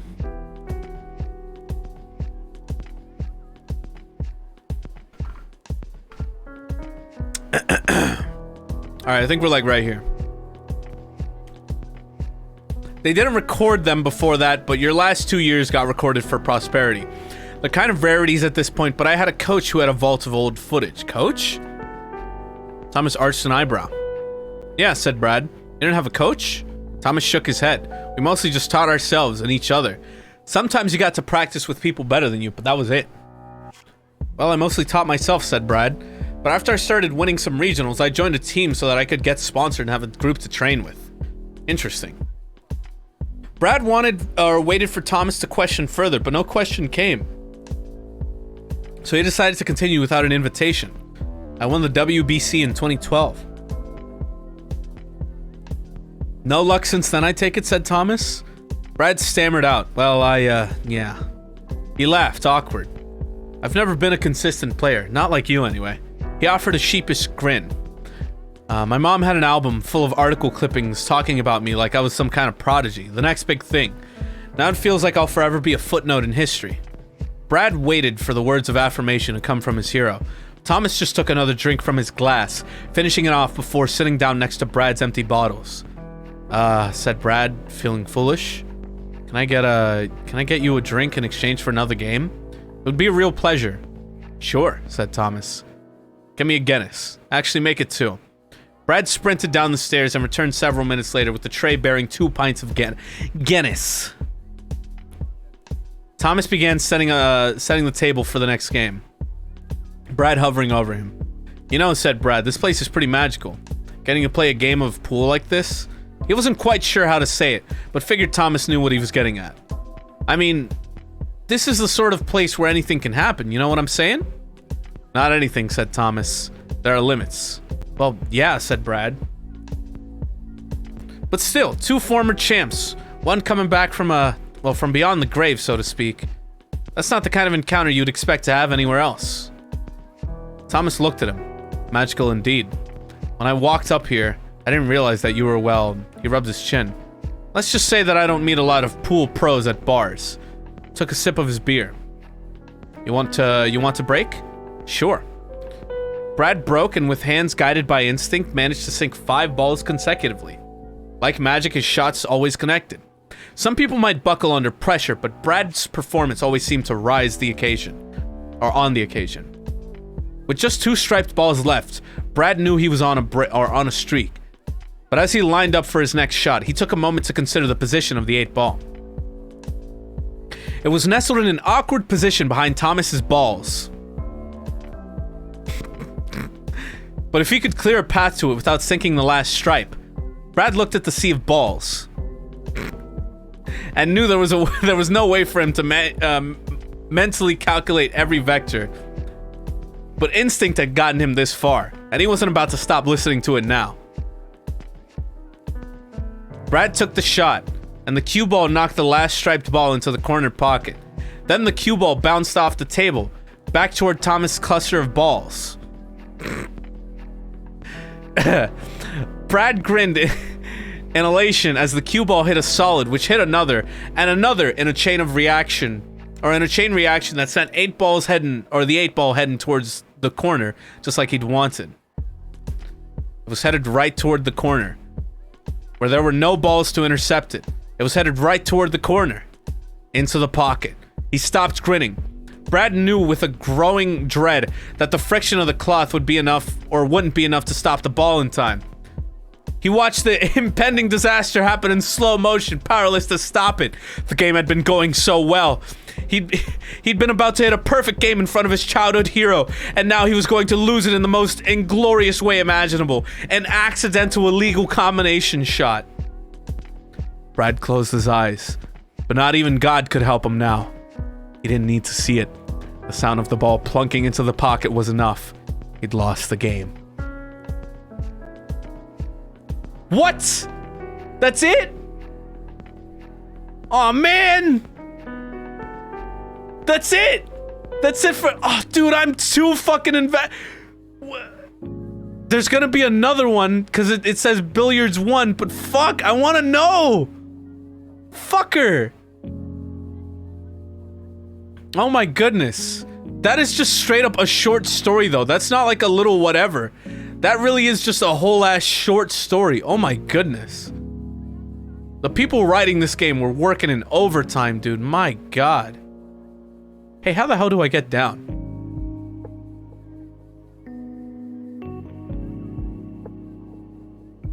No, like, actually, how do I get down? It says cleaning in progress.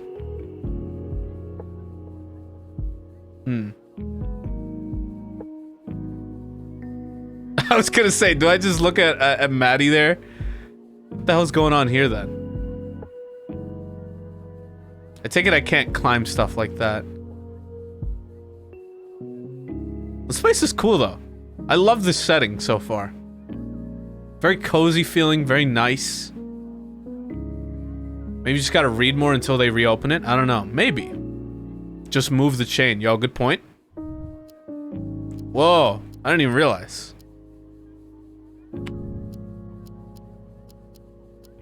Oh, so reading like this stuff unlocks shit. Interesting.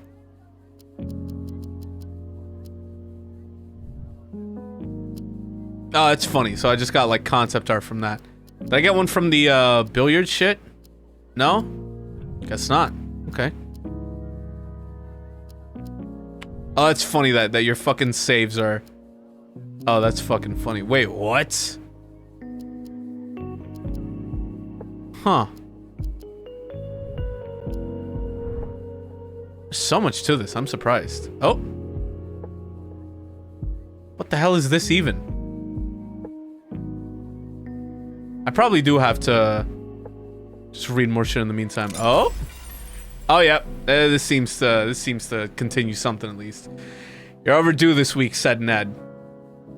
Tapped on the list of rules that Maddie kept posted by the door. This 24-hour rule, are you sure you've been enforcing it? I think how we run things here is none of your business, said Maddie. Actually, it's absolutely my business, said Ned. Demo trial of Lost Judgment? Oh, shit. I had no idea. The problem with Lost Judgment is sadly I'm going to be on a trip, so I won't be able to play it when it releases. So I'll probably have to put that one in the backlog for a bit. Keeping the rules is actually my only business. That's kind of what the word enforcer means. I'm supposed to scold you for breaking the rules. So audit me. Fine, said Ned. Let me check your ledger. We don't keep a ledger, said Maddie. Maybe you should, said Ned. Lots of places do. It's a great system. You have someone stand at the door and have them mark down whenever someone comes in or leaves. Then you forcibly evict people who are overstaying their welcome. I'm amazed that you don't have a system like that in place. Some people overstay their welcome, other people understay it, said Shay. There's no need to strictly keep track of how long people stay, right? Just maintain the balance. You're right, said Ned. All that matters is maintaining the balance. So maintain the balance, because when you don't, then we have a problem. We're a bit short-staffed to have someone acting as a full-time doorman, said Maddie. Figure it out, said Ned. He tapped the board listing the rules. Changed 24 hours to 23 hours. When you say 24 hours, people think you just colloquially, there you go. That's annoying to say, mean one day, and they don't pay attention to the specific time. When you say 23 hours, people actually have to keep track of what time it is. That'd be fine, said Shay, except for the part where you're cutting time of people's stay. Trust me, said Ned. Anyone who would go right up to the limit is probably going to go over it. 23 hours is going to mean 23 hours plus an extra 5 minutes, 10 minutes, half hour plus however long it takes to finish their drink. And if they leave in less than 24 hours, who gives a shit? I give a shit, said Shay. You're right, you should give a shit, said Ned.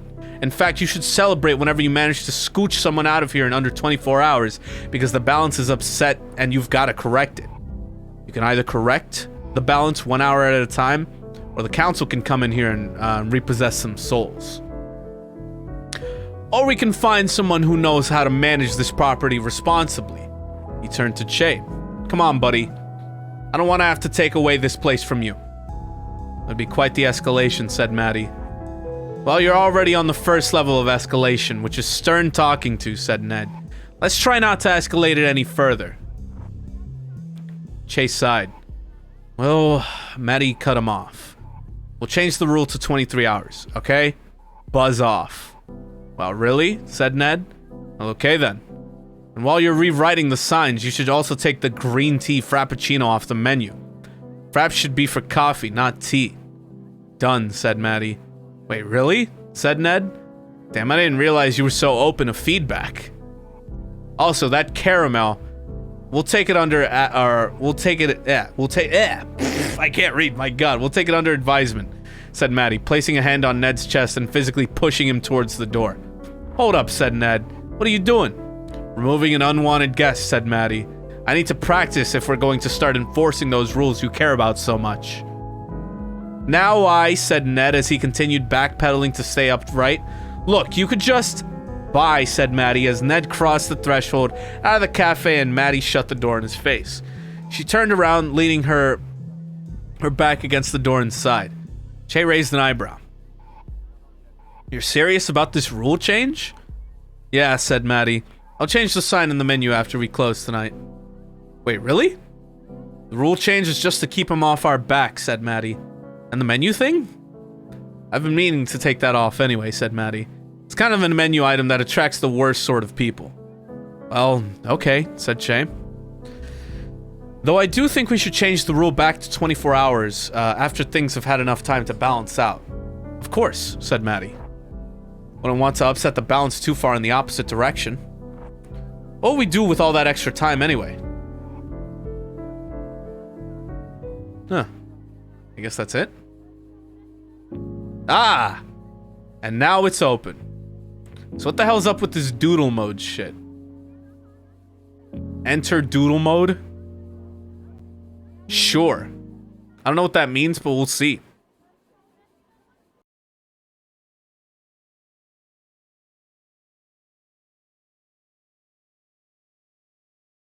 I'm curious. I'm really curious, actually. In doodle mode, you can draw a face for each ashling. Whenever an ashling appears throughout the game, you'll be able to see your artistic masterpiece.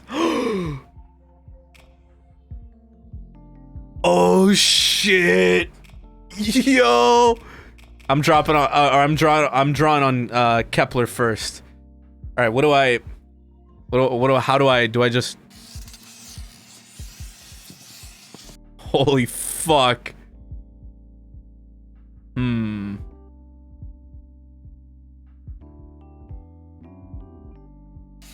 gonna make this. Hold up. What if I gotta search a reference.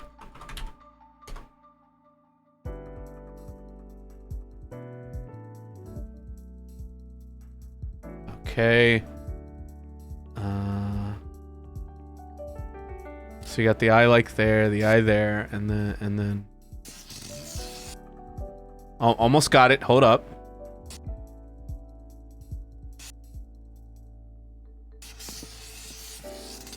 Close enough. He's dream now. I've made him dream. How does that make you feel, chat?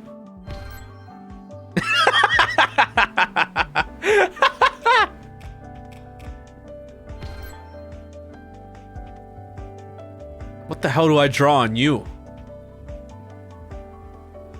I'm gonna make Lovelace. I'm gonna give him a frowny face.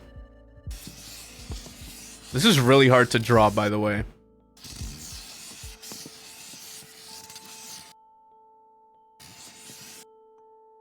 Perfect.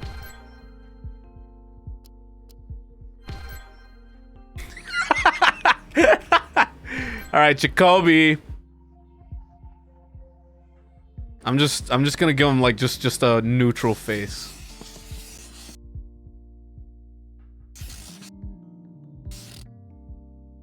Nah, no. Hold up. Let me try that again. No.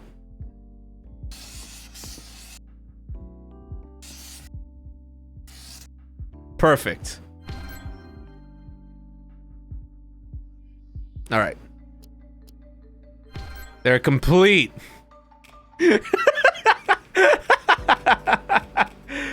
Oh, that's fucking funny.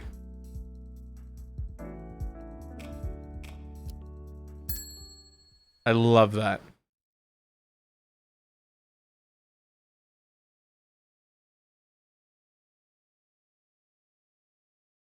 That is such a random thing for them to include, but you know what? Fuck it. That's funny. That's good. Can you plug a Wacom or Wacom, whatever, however you say that? I've never known how to say that. The drawing tablet into a Switch. I don't think you could, no. I would assume it'd be easier, obviously, if you were in handheld. But I'm not, so...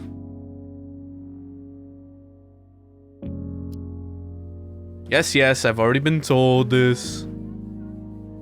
Excuse me?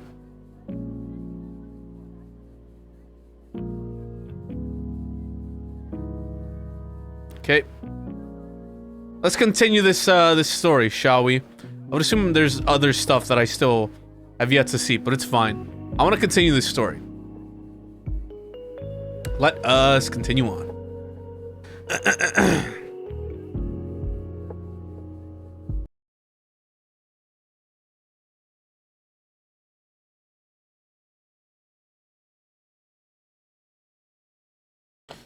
I need more water, man.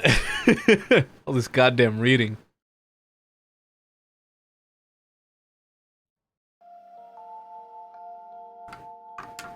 What's going on here?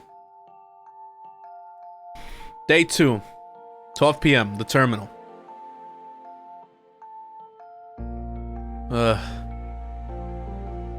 Rise and shine. Don't wanna.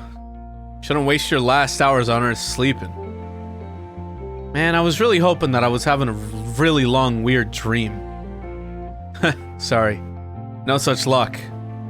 Still having trouble getting my head around it. I totally understand. Want a coffee? What the fuck? Yeah. Just something simple. Hipster coffee coming right up. What's going on downstairs? I didn't even know you had it downstairs. There's more to this place than meets the eye. Maddie's down there desperately trying to fix our debt situation. Sounds like she's hosting a cage match or something. Well, not exactly. But she's mentioned wanting to do that. Some wrestler called the Red Comet that she wouldn't stop talking about for a while. And then because of that, Ashley got obsessed with wrestling for a bit and kept trying to suplex me. Did she manage to? She's tiny. A couple of times. Ha! It's very humiliating. I can imagine. But to properly answer your question, Maddie's running a gambling ring? Excuse me? Oh, what's gambling? Gambling, when you find yourself standing on the brink of death, a wager could be the chance of salvation, or the last chance to feel danger. Both of these appeal to different types of patrons. That's funny. Downstairs? So this game is about coffee and dead people? Yeah, basically. Not all of our people here, but some of our people here are people that... These are like their last, presumably, 24 hours here. It's a fairly unconventional one. And by unconventional, you mean... Mortals generally aren't involved. The stakes are higher than usual. Oh. Coffee's ready. Come over and get it.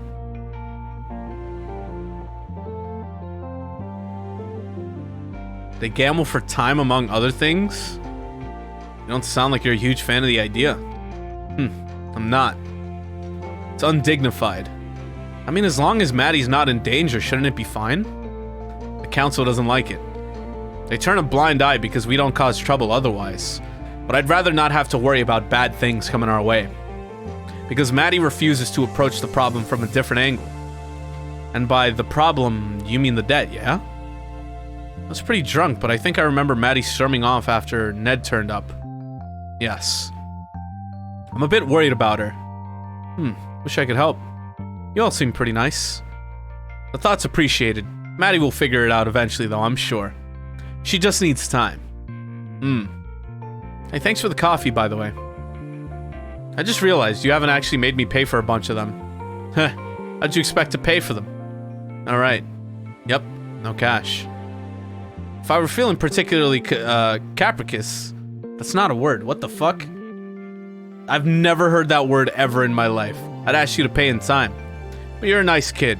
I need every minute you got. Wanna head downstairs? I can see your eyes darting to the stairs. I'm not going down, but I'm also not gonna stop you. Yeah, if that's okay. Go on then. I'll stick around up here. Catch you in a bit. So let's see what the hell she's doing then. No, Corno, don't talk about the feet. Come on now. Jesus Christ.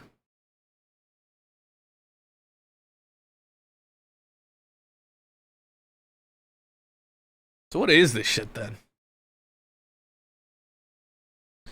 What the fuck is Maddie up to? Capricious? More you know. The stairs that led down to the basement were solid and well worn, with smooth ruts on each step and a handrail that had been polished to a silky sheen through years of use. Sean had always liked stairwells. People never lingered in them for too long, and he'd found them to be a good place to catch a breather. He wasn't obsessed with them. That'd be weird. But he definitely appreciated a nice set of stairs. On further reflection, it was probably a little weird. What the fuck? Downstairs, Maddie's audience clamored for blood. From you to me, the understanding that your remaining moments on this plane are limited, you surrender this time freely, with coercion as agreed, or without coercion. That fucking emote. Contract fulfilled, you're free to go. Phew. So what is going on here? That's 3 in a row, you bloodthirsty bastards. The crowd cheered. Maddie was clearly an expert at winding them up into a frenzy. Who's next? The room fell dead silent. Come on, isn't anyone here brave enough to challenge me? Thought you came here to play with knives, you pansies. Seriously, anyone? Don't hold out on me.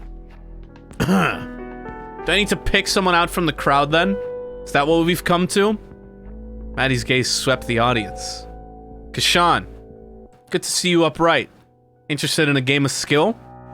Me? Yes, you. Oh, sure? Give me some enthusiasm, my man. Sure. What's the game? 5-finger fillet. Some of the people here in here just call it the knife game. You heard of it?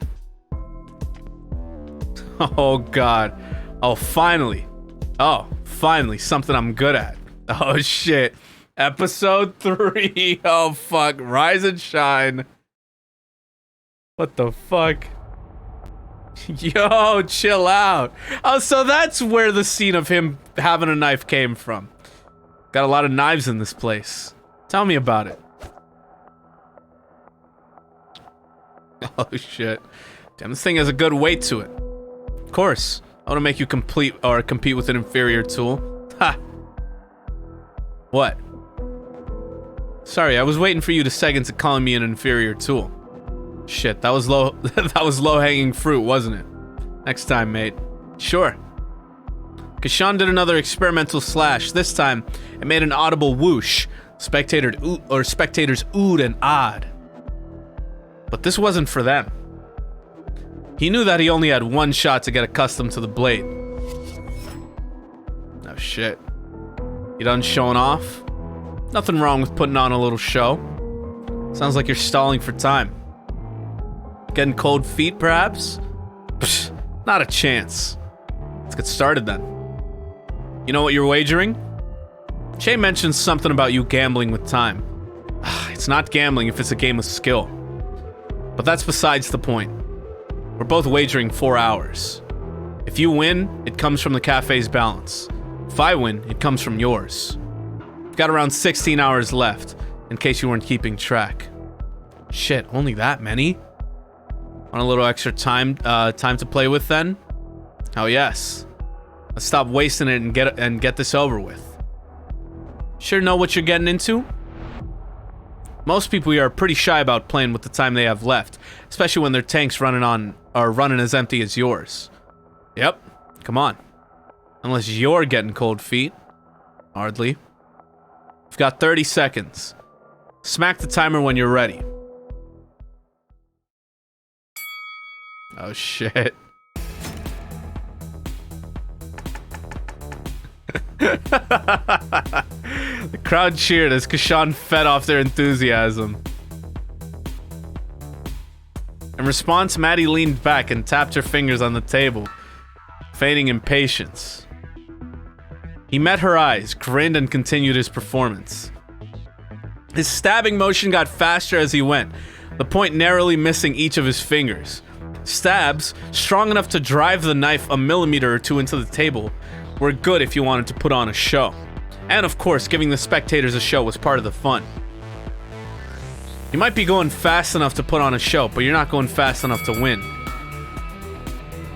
Alright, how'd I do? 16 sets if I counted correctly. Whoa. Couldn't do 16. That's how many Maddie beat me with. Is she gonna lose? Nah, she's gonna kick his arse. Feeling good about that result? Certainly am. Rightio then. Watch closely. Oh, I will. 16. 1. Okay. 3. 7. 11. Oh.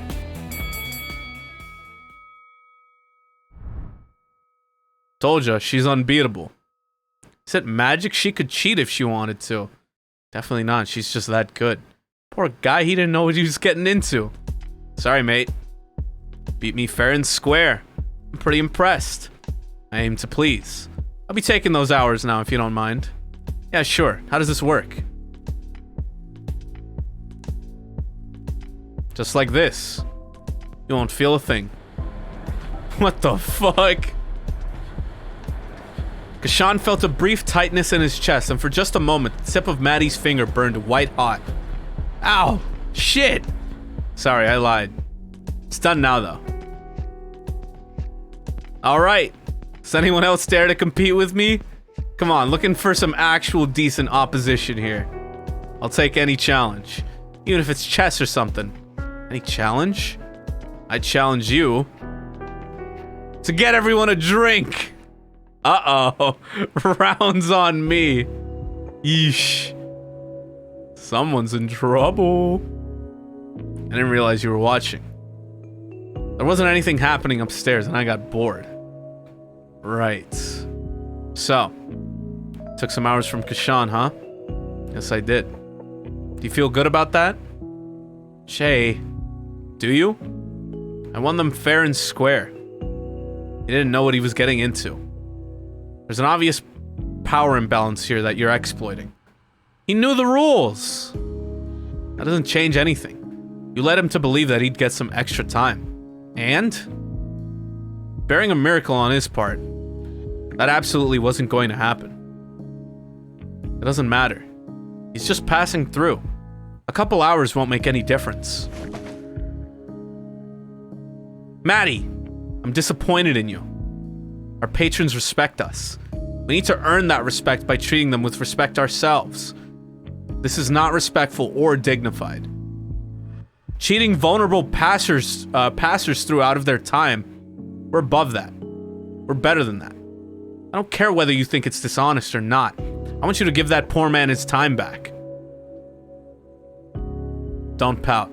It's serious. I feel like a broken record saying this, but while I understand your intentions are good, you can't keep doing these things. It's all for you. If you really want to do this for me, find another way. Yeesh. This isn't worth it, Maddie. Breaks my heart to see you like this, and I know that you're trying your hardest. But this really, truly, is not worth sacrificing your own self-respect over. Everyone here respects you. But you gambling with hours just cheapens that. I'll give the hours back. Shame, I was getting pretty great with the knife. Still not as good as me. I was pretty close. Shit gets real intense sometimes with this shit, man. Oh. Is that the end of our little episode there?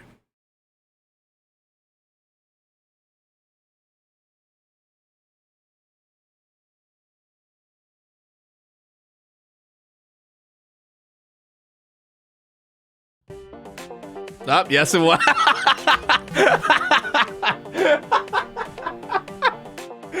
Oh my god. There they are. Lovelace.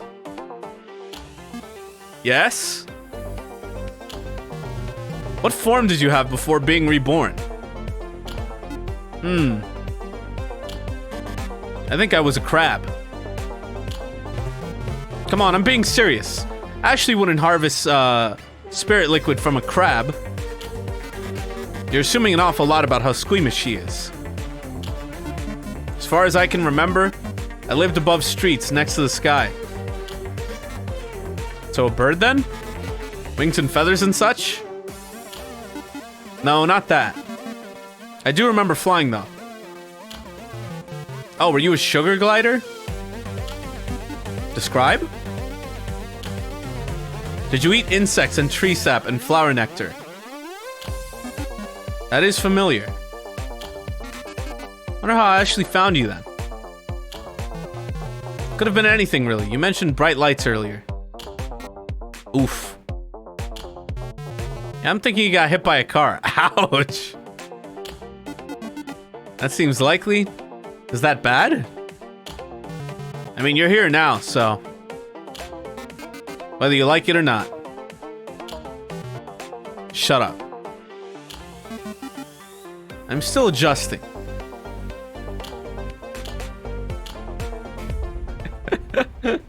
Such a random little fucking like thing with these intermissions. It's nice though. I like how it kind of breaks up the tension a bit. Because goddamn, shit can get intense in this game, man. Trekkun takes another. Jesus. Look at you turning into a responsible human being. Whoa. Studio mode is now available? What the hell is studio mode? Also, now we're down here.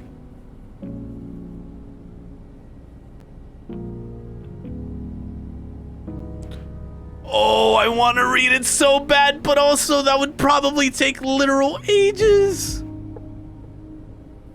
Another Ashley's journal. Damn, it's dark as hell over here, man. How the hell do I get out of here? Oh, I probably just read this now that I think about it. Because most of the times I've needed to progress plot, it's just me needing to read these. I guess that'll probably open the door or something.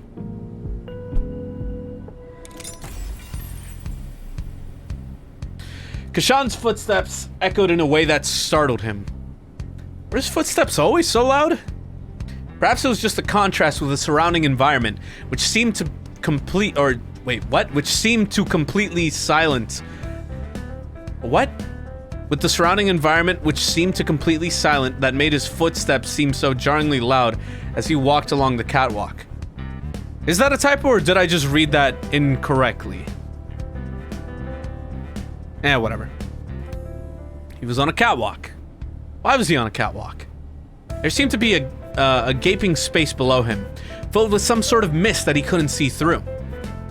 It was fog-like, and yet despite the fog that lapped at his feet, where did I get steamed from? The air felt so dry. The air was thick here. As he breathed heavily, Kashan felt an overwhelming, sweet, sickly odor, like the smell of wet or rotting wood. But all he could see around him were steel beams and a concrete path in front of him. Was it rust he was smelling? No, he knew the smell of rust. That was different. This smell was somehow organic, like the smell of a forest after a fresh rainfall. Kashan shivered. Far in the distance, he could see what looked like a building of some sort, so far away that it made the structure he was inside feel almost tunnel-like, as if its only purpose was to convey him to that distant building. He continued walking forward, but as he walked, the building seemed to be growing more and more distant. He quickened his pace, and as he walked faster, he could feel himself moving through the thick, stifling air. Yet as he looked down, he could see the texture of the catwalk in front of him unchanged, as though he were walking in place. Kashan started to turn back, but saw only a blinding light. His eyes immediately shut, and when he opened them, he was again facing into a tunnel, with the distant building at the center of his field of view. He tried turning around, but every time he tried to turn his head, his eyes involuntarily shut at the sight of the light, and he was forced to close his eyes or look away, always confronted again with the sight of the small huts when he opened his eyes. His heart pounded violently inside of his chest. The tunnel was so quiet that he could hear his own heartbeat, feel his own pulse inside of his head. Something about this place felt deeply, incredibly wrong. Get back. I have to get back. He tried turning again, and this time found himself unable to even begin rotating his body before his eyes snapped shut, placing him again in a world of darkness until he opened them again and was confronted with the sight of the small hut in the distance, now looking more far away than ever. I have to get back. Kashan kept facing the building and took a step backward. As he placed his foot on the ground, he felt a gush of wind knock him forward. He let out a yelp of terror. Instinctively, his hands reached out for the opposite edges of the catwalk as he fell, trying to steady himself for fear of falling off. The catwalk was wide enough that his body didn't land close enough to the edge for that to have been a risk. And yet, as he looked toward the edge, he felt a growing sense of dread that there was something down there that would capture him if he allowed it to catch him or catch even the slightest hold of him. Almost as he thought it, he felt the sensation of something pressing against his legs. He stumbled to his feet. He ran forward. The hut ahead of him seemed to grow no closer as he ran. But he ran all the same, running not to reach a destination, but to be away from whatever it was that was behind him. Moments ago, his only thought was an overwhelming desire to turn back, a worry that he was somehow trapped in here. But now that worry was replaced with an overwhelming sense of dread that propelled him forward. He had been pushed forward by something. Something was behind him. Kashan leaned forward and ran. He was no runner. He often found himself winded when forced to climb more than one flight of stairs, and yet he ran and felt no sense of tiredness holding him back, no need to catch his breath. Maybe it was the thick air here that somehow never allowed him to run out of breath. Maybe it was that fear of whatever it was behind him was that strong. Kashan felt the air stinging at his eyes as he ran.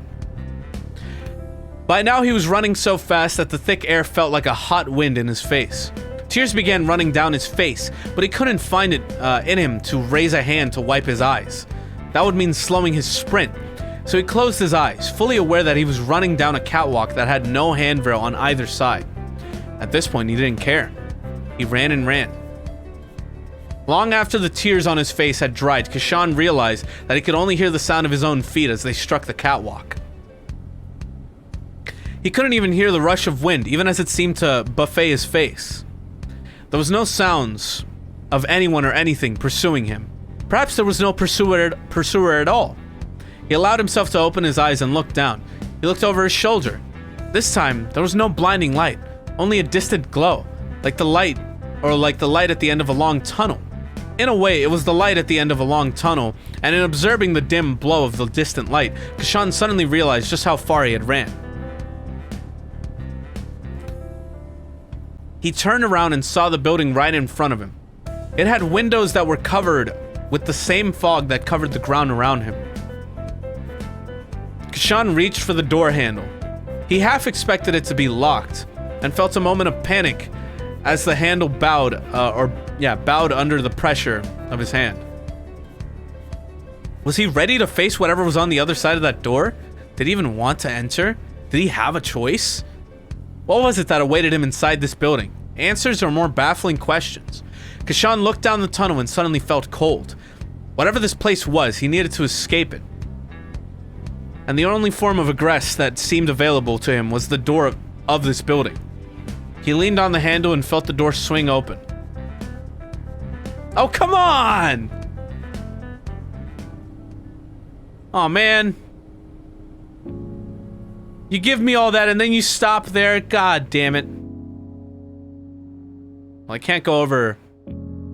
Can't go over to the cellars, so I guess we're going back up. Up we go.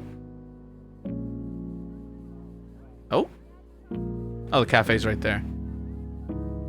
And there's nothing else here, so that is where I gotta go. Okay. What the fuck? Okay, that was a little weird. So it's interesting to know there's actual, like, shit behind some of these doors. Alright. As much as I want to continue... There's... Okay, actually, wait. I was gonna wrap things up for this, but I want to see what the hell is up with studio mode. What is that? What the absolute fuck is studio mode? Let me see this.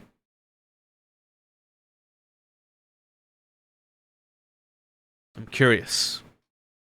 I need to know.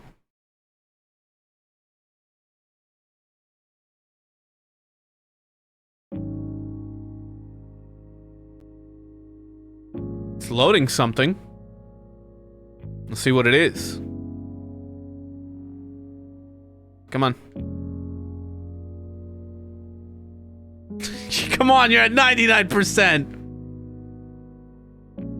Come on, game. Come on. Yeah, whatever. I'll hydrate in the meantime, dude. No way! Uh-oh. Uh-oh. Did it autosave? I need to check. I was just about to save too. Oh shit. Please tell me you motherfuckers have an autosave in place. Oh shit.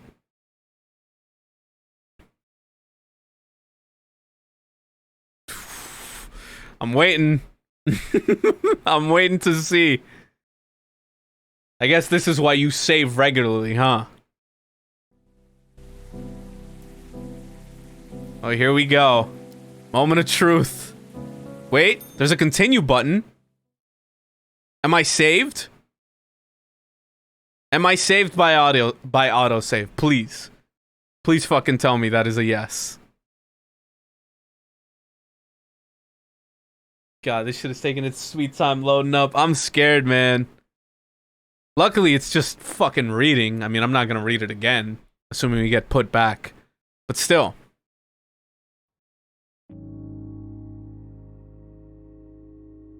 Okay, so it put us here. That's not too bad. Okay. So if I turn around... Oh no, it basically... Okay, no, we're good, we're good. Well, I did an outright save, it basically... like, auto-saved or whatever, like, right after we opened that door, so... Okay, we're good. Let me... fucking save, dude. Holy shit. How do I save? Oh, I can load an episode? Fucking excuse me? I'm not fully sure I understand how the hell you save in this game if you save. Because I cannot do anything to these. Alright. Well, regardless, we're fine. We're fine. We're good. So can I see the studio mode shit? Pretty please? Wait, I pressed no. Oopsie. Come on, let me see this shit. I want to see what the hell this is. Please don't crash this time. For the love of God.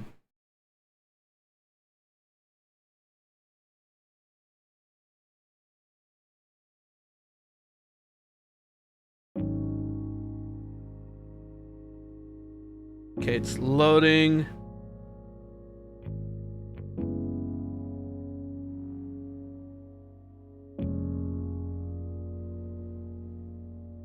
Uh-oh.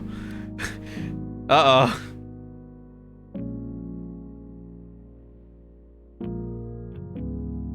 It's taking its time, dude. Oh! It worked! What the fuck? Yo, what is this? Hold up, what?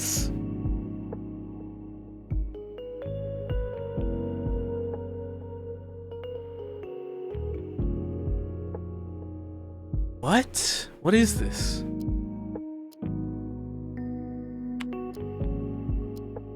Holy shit. Bro. What? I'm like processing what's going on here. This is a lot to look at once, but wait a fucking minute. What? What the fuck?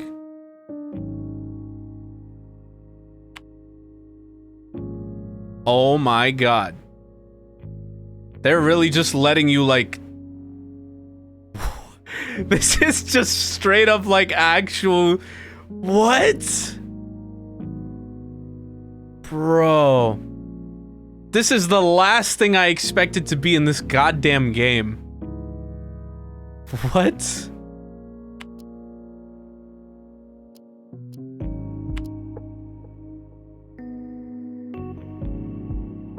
Oh my god.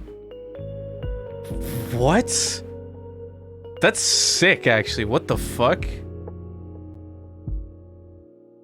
Why do they just let you do this? What? I don't know why they have this, but this is sick as fuck. I don't know what to tell you. What the fuck? Alright. I'm not gonna get much use out of that, but that is pretty dang sick. I don't know why they thought to add that, but again, that is... What the fuck? Like, that is just straight up like an animation program borderline with... Presumably with the characters. Huh. That's pretty cool. Okay. Puts me back here. And then I gotta walk back up. Motherfucker. Tell me how to save, game. Because if I load the episode, that does that. I don't quite understand. Yeah, whatever. Either way.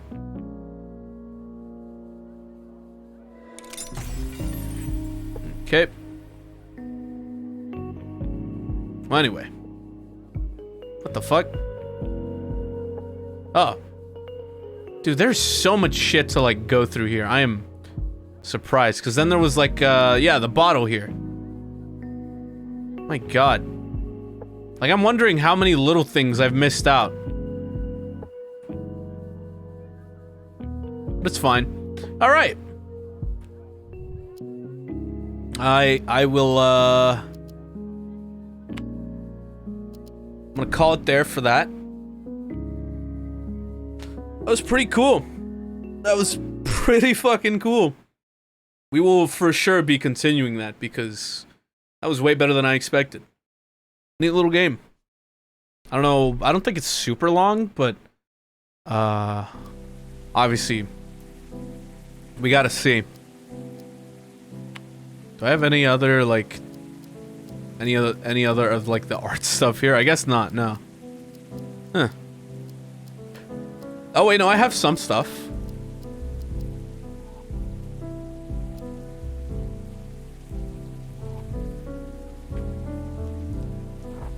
Okay. Huh.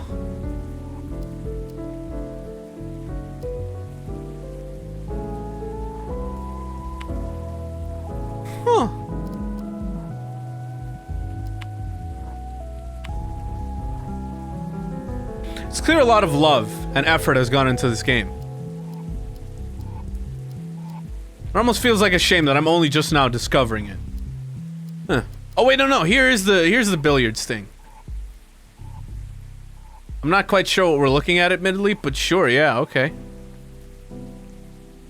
That's the one we got earlier. And which one's this one? Oh, it was like the storyboard for like the scene where Ashley threw the knife. God damn. I'm surprised. Anyway. Okay. Gonna take a quick little break here and then we'll be back and we'll be playing some Catherine.